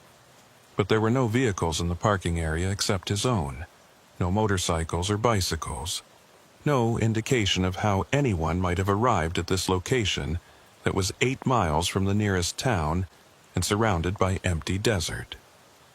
Kepler grabbed his mag light and stepped out of his vehicle, the cold air hitting him like a physical presence after the warmth of his car's heater. He called out, his voice carrying across the empty station. "This is Sheriff Kepler, Cochise County. This property is closed to the public. If anyone's inside, you need to come out now with your hands visible." No response came back, except the sound of wind moving through the creosote bushes and the distant rumble of a semi-truck on the highway. Kepler waited 30 seconds, then called out again, but the silence persisted. The light continued to pulse behind the boarded windows, and now Kepler could hear something else. A low, electrical hum, the kind of sound that old fluorescent lights made when their ballasts were failing. Except the way station had no power, hadn't had power for 7 years. Kepler keyed his radio. "Dispatch, this is Sheriff Kepler at the 191 way station. I've got visual confirmation of light inside the building, and sounds consistent with electrical equipment running. But there are no vehicles present and no response to verbal commands. Requesting backup and contact ADOT to confirm this location is definitely without power." Rita's voice came back, professional and steady. "Copy that, Sheriff. Deputy Zaragoza is still tied up with that domestic. But I can have Deputy Martinez rolling from Wilcox, ETA, approximately 40 minutes. Contacting ADOT now." 40 minutes was a long time to wait, and Kepler had a feeling that whatever was happening inside the way station might not wait that long. He approached the main building carefully, his flashlight in his left hand and his right hand resting on his service weapon. The front entrance was a metal door with a deadbolt that should have been secured, but when Kepler tried the handle, it turned smoothly and the door swung open with barely a sound. The interior of the way station was not what Kepler expected. Instead of the empty, dusty abandonment he'd anticipated, the space looked almost operational. Fluorescent lights buzzed overhead, casting harsh white light across a reception area that contained a metal desk, filing cabinets, and chairs that appeared to be in regular use rather than covered with 7 years of desert dust. On the desk sat a computer monitor showing what looked like a live feed from highway cameras, displaying traffic on a section of road that Kepler recognized as Highway 191, probably from a mile or two south of their current location. But the details were wrong in subtle ways that made Kepler's skin crawl. The vehicles on the monitor's feed were mostly correct: modern semi-trucks, passenger cars, the occasional RV, but interspersed among them were older models, vehicles from the early 2000s that looked too pristine to be real, as if someone had created a composite video mixing current footage with archived material. And the timestamp in the corner of the monitor showed the correct date, but the wrong time, reading 11:47 p.m. when Kepler's watch showed 11:52 p.m., a 5-minute discrepancy that shouldn't exist if this were a live feed. Kepler's radio crackled, and Rita's voice came through with an edge of confusion. "Sheriff, I've got ADOT on the line, and they're saying something strange. The way station at mile marker 112 on Highway 191 is definitely decommissioned and has no active power connection. But their remote monitoring system is showing a power draw from that location, starting at approximately 11:24 p.m. tonight. They can't explain it. There's no legal connection to the grid, but the meters are registering consumption." "How much power?" Kepler asked, his eyes still fixed on the impossible monitor display. "Enough to run a full commercial facility. Lights, computers, HVAC, the works. They're sending a crew to investigate, but they won't arrive for at least 2 hours." Kepler moved deeper into the building, passing through the reception area into what had been the main operations room. Here, the wrongness intensified. Multiple computer stations lined the walls, all of them active and displaying various data feeds. Weight measurements, vehicle classifications, timestamps that flickered between correct and incorrect readings. In the center of the room stood a large table covered with paperwork that looked simultaneously fresh and decades old. The ink sharp and clear, but the paper yellowed as if aged. And at one of the computer stations sat a figure in a Department of Transportation uniform, their back to Kepler, their hands moving across a keyboard with practiced efficiency. The figure appeared completely solid and real, not transparent or ghostly, but something about their posture was wrong. Too still when not typing, too mechanical when in motion, as if they were performing actions from memory rather than conscious thought. "Excuse me," Kepler said, his hand now gripping his weapon though he hadn't drawn it. "This facility is closed. You need to identify yourself and explain what you're doing here." The figure at the computer stopped typing but didn't turn around. A voice emerged, female and professionally neutral. "Way Station 112, operational status active. Processing northbound commercial traffic on Highway 191. All systems nominal. This station has been closed since 2016, Kepler said, taking a step closer. "There's no operational status here. I need you to turn around and show me some identification." "Station deactivation scheduled for June 30th, 2016. The voice continued, still not turning. "Current date is October 24th, 2023. 7 years, 3 months, 24 days post-deactivation. System configuration error. Temporal database synchronization failure." The figure finally turned, and Kepler had to fight the urge to step back. It was a woman in her 50s wearing a dhoti uniform with a name tag that read, "Greer Ellington, Station Supervisor." Her face was normal enough, lined with age, professional expression, eyes that met his directly, but those eyes were wrong, not in color or shape, but in the way they focused, as if they were looking at multiple layers of reality simultaneously, seeing him and through him and around him all at once. "Sheriff Kepler," she said, and her voice had that same processed quality he'd expect from a digital recording rather than a living person. "You're responding to a motion sensor alert triggered at 23:24 hours. Your arrival was predicted with 94% probability based on historical response patterns." Historical response patterns? Kepler kept his voice level, professional, despite the surreal nature of the conversation. "Ma'am, I need you to explain what's happening here. Who are you? And how is this facility operating when it has no power?" Greer Ellington tilted her head at an angle that was just slightly too far, as if her neck had more range of motion than it should. "I am Station Supervisor Greer Ellington. I have been operating Way Station 112 since April 2009. This facility processes an average of 237 commercial vehicles per day, ensuring compliance with federal and state transportation regulations. The station closed 7 years ago," Kepler repeated, his hand still on his weapon. "Closure protocols initiated June 30th, 2016. However, certain systems remain active for data, archival, and monitoring purposes. The recurring operations protocol was activated at 23:24 hours tonight due to detection of temporal pattern matching previous operational parameters." Kepler's radio erupted with static, and through the noise he could hear Rita's voice distorted and cutting in and out. "Sheriff, location, reading multiple, not possible." Then, instead of Rita's voice, what came through was a recording of his own voice from earlier. "This is Sheriff Kepler, Cochise County. This property is closed to the public." The recording played twice more, each time slightly different in tone, as if multiple versions of the same moment were being transmitted simultaneously. Greer Ellington had returned to her computer station, her fingers moving across the keyboard again. Multiple position readings are consistent with temporal echo phenomenon. Sheriff's current position exists in superposition across several recent timeline iterations.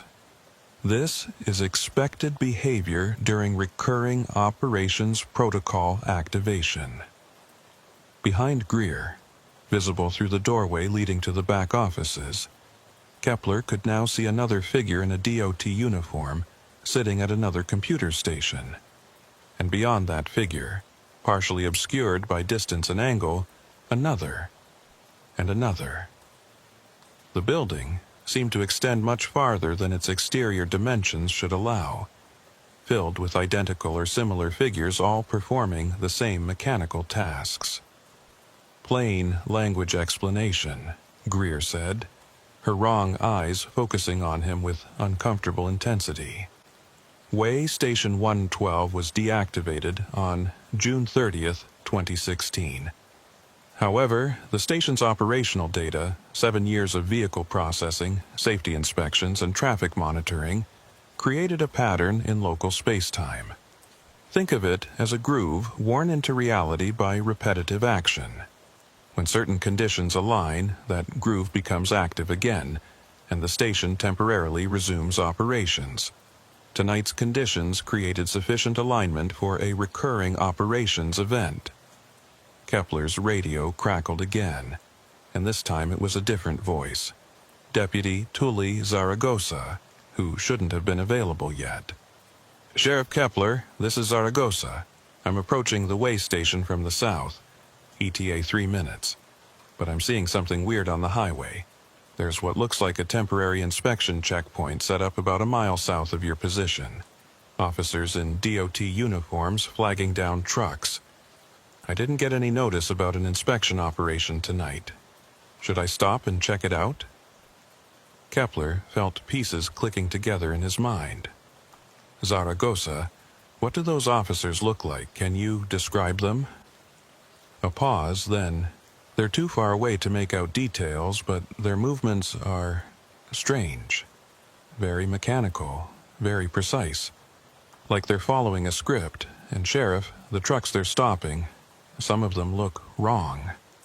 Old models that shouldn't still be on the road, mixed with current vehicles.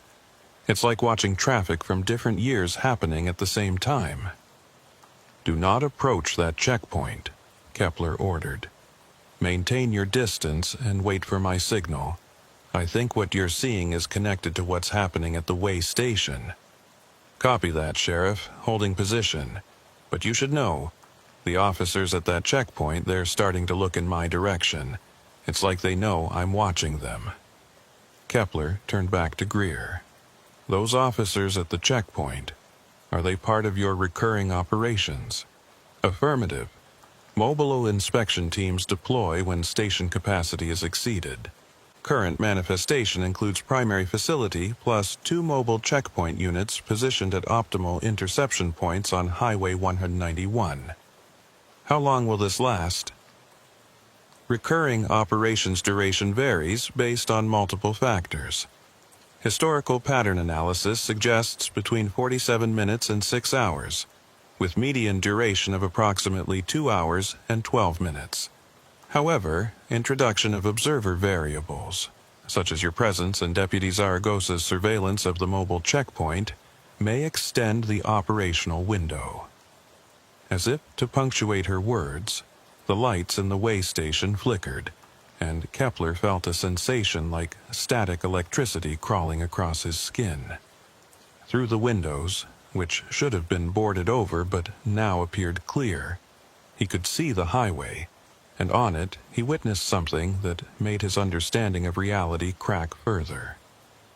A semi-truck approached the way station from the south, its headlights cutting through the darkness in a way that seemed too bright, too sharp.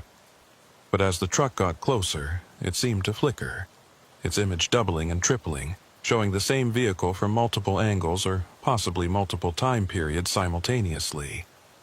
The truck pulled onto the scale platform, and Kepler watched as one of the DOT officers, a man he hadn't seen before, appearing suddenly as if stepping out of thin air, approached the driver's side. Through the clear window, Kepler could hear the interaction, though it sounded distant and processed, as if he were listening to a recording played at slightly the wrong speed. "License and registration, please. We're conducting a routine safety inspection." The truck driver, or drivers, Kepler could see multiple versions of them overlapping in the cab, handed over documentation. But the papers themselves seemed wrong, flickering between different states, sometimes looking crisp and new, sometimes yellowed and aged, sometimes not existing at all. The DOT officer examined the documents with that same mechanical precision, made notes on a clipboard that appeared and disappeared in his hands, and finally nodded. "Everything appears to be in order. You're cleared to proceed north. Drive safely." The truck pulled away from the scale platform, and as it did, its image began to stabilize, the multiple versions collapsing back into a single coherent vehicle that merged smoothly with the normal traffic on Highway 191. It was as if the truck had been temporarily pulled into the way station's temporal echo and then released back into regular linear time.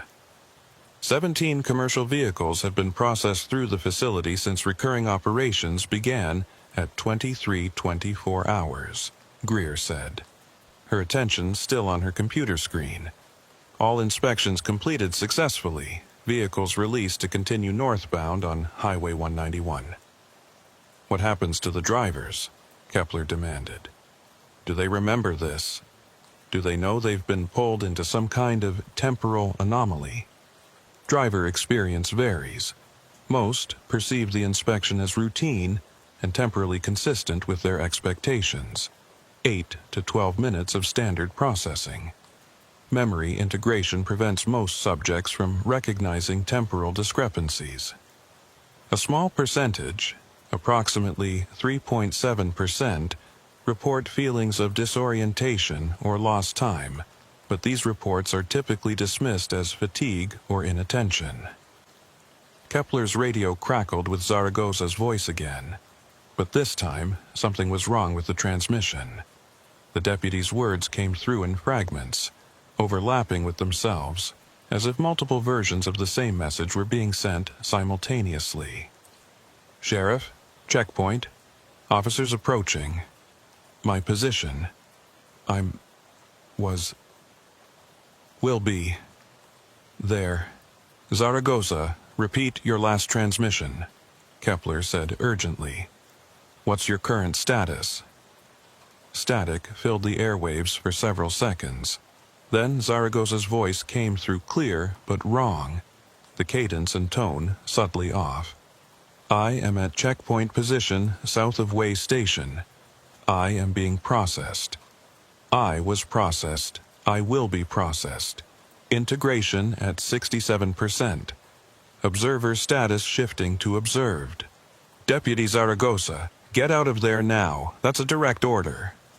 But the radio had gone silent, and when Kepler looked at Greer Ellington, he saw something that might have been concern or might have been satisfaction flicker across her too still features. "Deputy Zaragoza has been integrated into the recurring operations event." His presence at the mobile checkpoint triggered observer-to-participant conversion. This is normal protocol when external law enforcement personnel interfere with active inspection operations. What does that mean? Kepler felt cold spreading through his chest. "What have you done to my deputy?" Deputy Zaragoza is experiencing temporal superposition. He exists in multiple states simultaneously, as observer, as subject of inspection, and as integrated component of the checkpoint operation. Resolution will occur when recurring operations conclude, at which point he will revert to his primary timeline with memory integration preventing conscious recall of the event. Kepler pulled his service weapon, training it on Greer, even as part of his mind screamed that pointing a gun at what might be a temporal echo or a living memory of a closed facility was futile. "I want my deputy back. I want this, whatever this is, to stop now." Greer turned to face him fully, and her wrong eyes seemed to multiply, as if he were looking at dozens of versions of her all occupying the same space. Sheriff Kepler, use of force will not achieve desired outcome. I am not a physical entity that can be threatened or harmed. I am operational memory made manifest, the collective pattern of 2,147 days of way station activities compressed into recurring event structure. You cannot shoot a memory. Then, how do I stop this? Recurring operations will conclude when temporal alignment conditions deteriorate below sustainability threshold. Your intervention options are limited. You can wait for natural conclusion, estimated at 74 to 136 minutes from current moment. Or you can attempt to disrupt the pattern by introducing significant deviation from historical operational parameters. Kepler lowered his weapon slightly, his mind racing through possibilities. What kind of deviation? Historical data shows way station operations followed consistent protocols. Vehicle processing, safety inspections, weight measurements, all conducted according to established procedures. Significant deviation would require action that falls outside these parameters. Action that has no precedent in the station's operational history. An idea formed in Kepler's mind, dangerous and possibly futile, but the only option he could see. The station's operational history doesn't include a sheriff setting fire to the facility. That would be a significant deviation. For the first time, Greer's mechanical precision faltered. Her head tilted at that wrong angle again, and when she spoke, her voice carried multiple tones simultaneously, as if several versions of her were trying to respond at once. Fire suppression protocols activate. Historical data contains no fire events. Introduction of combustion would constitute critical deviation from established patterns. Calculating consequences, unable to predict outcome. Temporal stability at risk. Kepler didn't wait for her to finish calculating. He moved quickly back through the operations room into the reception area, searching for anything flammable.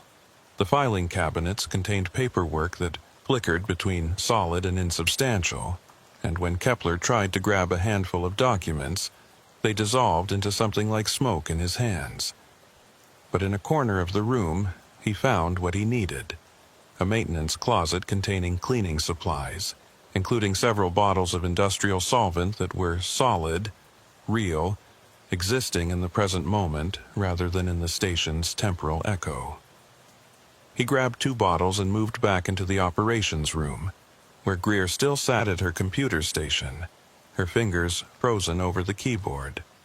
Her wrong eyes fixed on him with an expression that might have been fear or might have been anticipation. Sheriff Kepler, this action will create unpredictable temporal disruption. Recurring operations may collapse in non-linear fashion. Observer integration may become permanent. Deputy Zaragossa's superposition state may fail to resolve correctly. Or it might break whatever this is and return everything to normal, Kepler said, unscrewing the cap on the first bottle. I'm willing to take that risk. He began pouring the solvent across the floor, across the desk, across the computer equipment that might or might not be real. The chemical smell filled the air, sharp and acrid, mixing with the electrical ozone scent that had been present since he'd entered the building. Greer watched him with those multiplying eyes, her form beginning to flicker and shift, as if the pattern that sustained her was already starting to break down. Temporal echo stores patterns, she said, and now her voice sounded almost human, almost regretful. 7 years of repetitive action creates groove in reality, but groove can be erased. Pattern can be disrupted. If you do this, way station will cease to recur. All operational memory will be lost. I will be lost. You're already lost, Kepler said, not unkindly. You're a memory of a closed facility trying to continue operations that ended 7 years ago. Whatever you are, you're not supposed to be here. He pulled out his lighter, a cheap gas station model he'd carried for 20 years despite never smoking, useful for burning evidence of illegal fireworks or lighting flares at accident scenes. The small flame seemed impossibly bright in the fluorescent-lit room, a different kind of light, a present-moment fire that existed outside the station's temporal loop. "Last chance," Kepler said. "Release my deputy and end this recurring operations voluntarily." Greer's form flickered more rapidly, multiple versions of her overlapping and separating. "I cannot voluntarily end. I am the pattern. I am the recurrence. I am the memory of operations that defined this facility's existence. Without the pattern, I am nothing. I'm sorry," Kepler said, and meant it. Then he dropped the lighter into the pool of solvent. The flames spread with surprising speed, racing across the chemical-soaked floor in blue and yellow waves. But instead of burning like normal fire, the flames seemed to consume something else. Not the physical structure of the building, but the temporal echo itself. Where the fire touched, the impossible computer stations flickered and faded. The walls returned to dusty abandonment. The fluorescent lights went dark one by one. Greer Ellington's form began to dissolve, not burning but simply ceasing to exist, as if she were a video image being erased frame by frame. "Pattern disrupted," her voice said, now coming from everywhere and nowhere. Temporal stability failing, recurring operations terminating, observer integration reversing, memory structures collapsing. 7 years of operations, 7 years of purpose, all patterns end, all recurrences cease. I am... Her voice faded to static, then to silence. The fire continued to spread, but Kepler could see that it wasn't actually consuming the building. The concrete walls remained untouched, the floor undamaged. The flames were burning through something else, something he couldn't quite see but could feel dissipating, like smoke clearing from a room. All around him, the way station was transforming. The operations room dissolved into an empty space filled with dust and debris. The computer stations vanished, leaving only marks on the floor where they might once have stood years ago. The fluorescent lights went dark permanently, and through the windows, which were once again boarded over, no light leaked at all. Kepler's radio erupted with voices. Rita from dispatch, Deputy Martinez en route from Wilcox, and most importantly, Zaragoza, sounding confused but fundamentally himself. "Sheriff, this is Zaragoza. I'm not sure what just happened. I was approaching the way station from the south, and I saw what looked like a checkpoint. And then, I don't know, there's a gap. I'm parked on the shoulder about a mile south of your position, and I can't remember the last 10 or 15 minutes. Should I be concerned? Did something happen?" Relief flooded through Kepler. "Zaragoza, what's your current status? Are you injured?" "Negative, Sheriff. I'm fine, just confused. The checkpoint I reported, it's not here anymore. Or maybe it was never here. My memory is fuzzy." "Head to my location," Kepler ordered. "And don't worry about the memory gaps. I'll explain when you get here." The flames were dying down now, having consumed whatever temporal pattern they'd been burning through. Kepler moved carefully through the darkened building, his flashlight revealing nothing but ordinary abandonment. Dusty floors, cobwebs in corners, graffiti on walls from teenagers who'd broken in years ago. The place smelled of desert dust and old concrete. No trace of the electrical ozone or chemical solvent that had been so present moments before. Outside, Kepler found his patrol unit exactly where he'd left it. The engine still running, everything normal. The way station building behind him was dark and silent, just an abandoned structure with no signs of the impossible operations he'd witnessed. If not for the fading adrenaline in his system and the vivid memory of Greer Ellington's wrong eyes, he might have convinced himself he'd imagined the entire event. Deputy Zaragoza arrived 12 minutes later, pulling his patrol unit alongside Kepler's.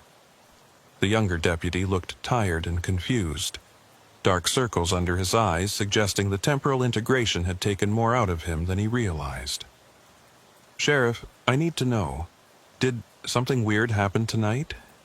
I've got this feeling like I experienced something important, but I can't hold on to the details. It's like trying to remember a dream after you wake up." Kepler considered how to answer.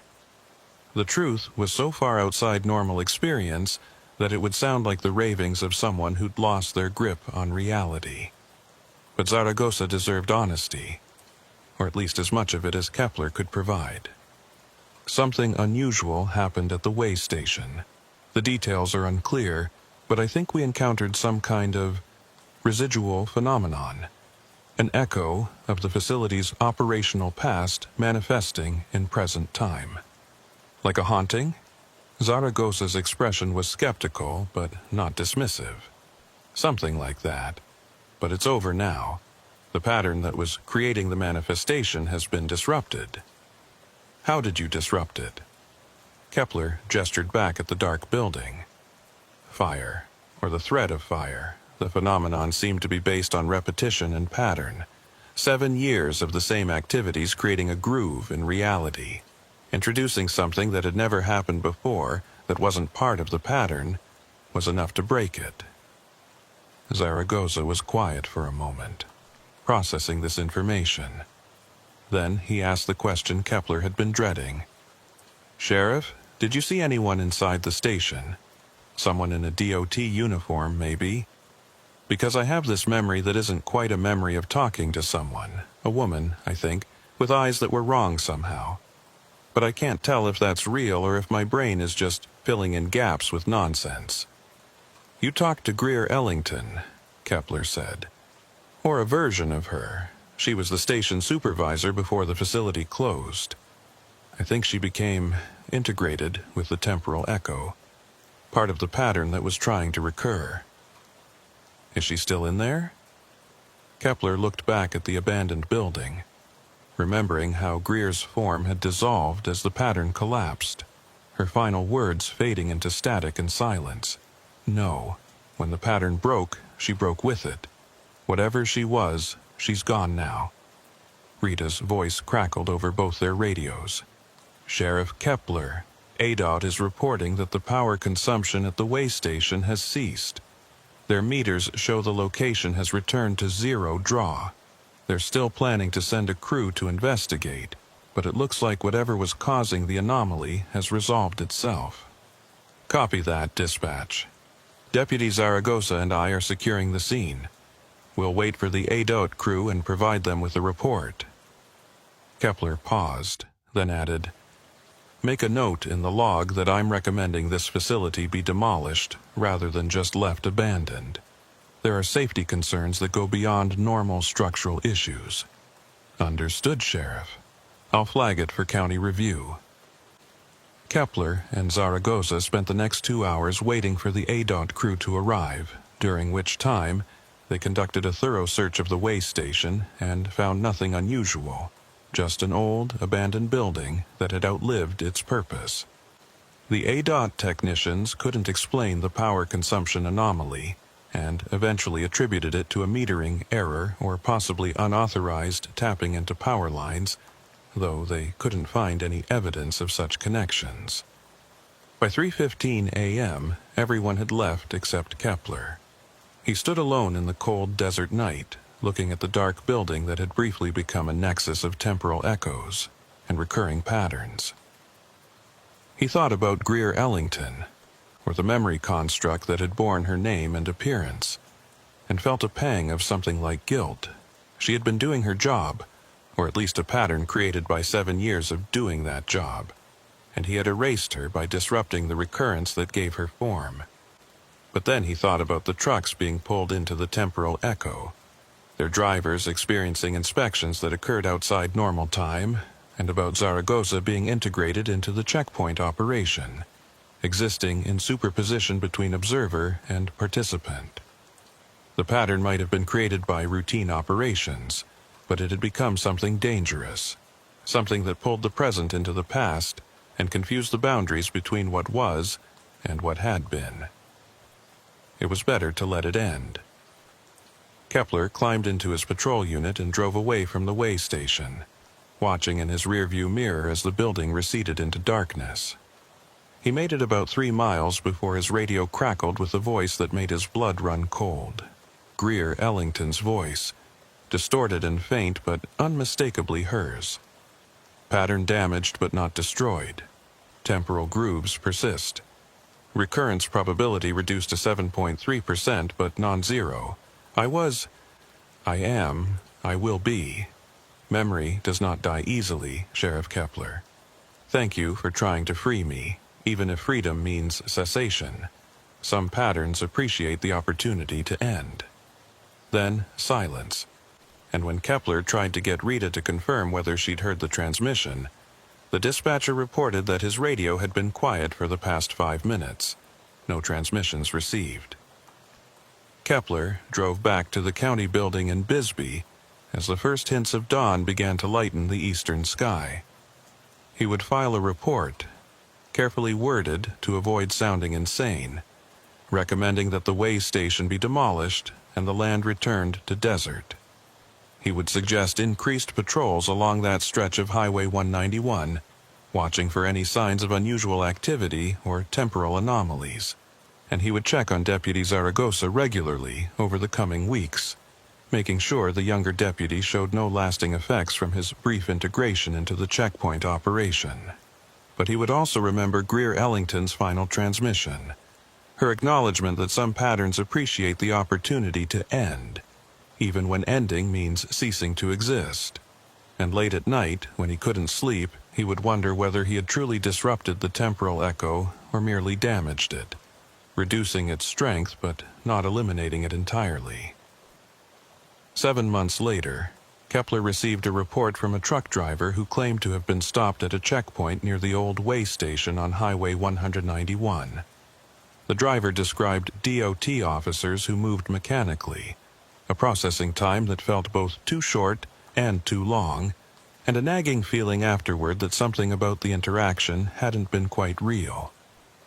The driver couldn't pinpoint exactly what had been wrong, but the experience bothered him enough to file a report with the highway patrol. Kepler drove out to the way station location and found it exactly as he'd last seen it. Abandoned, dark, silent. But as he stood there in the desert afternoon, he thought he felt something, a faint vibration in the air like the residual hum of machinery that had been turned off, but not quite forgotten. The pattern had been disrupted, weakened, but perhaps not entirely erased. Perhaps 7 years of repetitive operations had carved a groove deep enough in reality that it would never fully smooth out, no matter how much disruption was applied. He made a note in his log and drove away, leaving the way station to its abandonment and its memories, its reduced but non-zero probability of recurrence. Some patterns, he had learned, were stronger than the actions that created them. Some grooves cut too deep to be entirely filled, and some memories refused to die easily, even when the institutions that generated them had long since closed their doors and moved on. The way station on Highway 191 remained abandoned, its windows boarded, its scale pits filled with concrete. But on certain nights, when conditions aligned in ways that defied conventional physics, when the boundary between past and present grew thin enough for patterns to bleed through, truckers reported being stopped at checkpoints that shouldn't exist, processed by officers who moved with mechanical precision, and released back into normal time with gaps in their memory and a nagging sense that something had been wrong but couldn't quite be defined.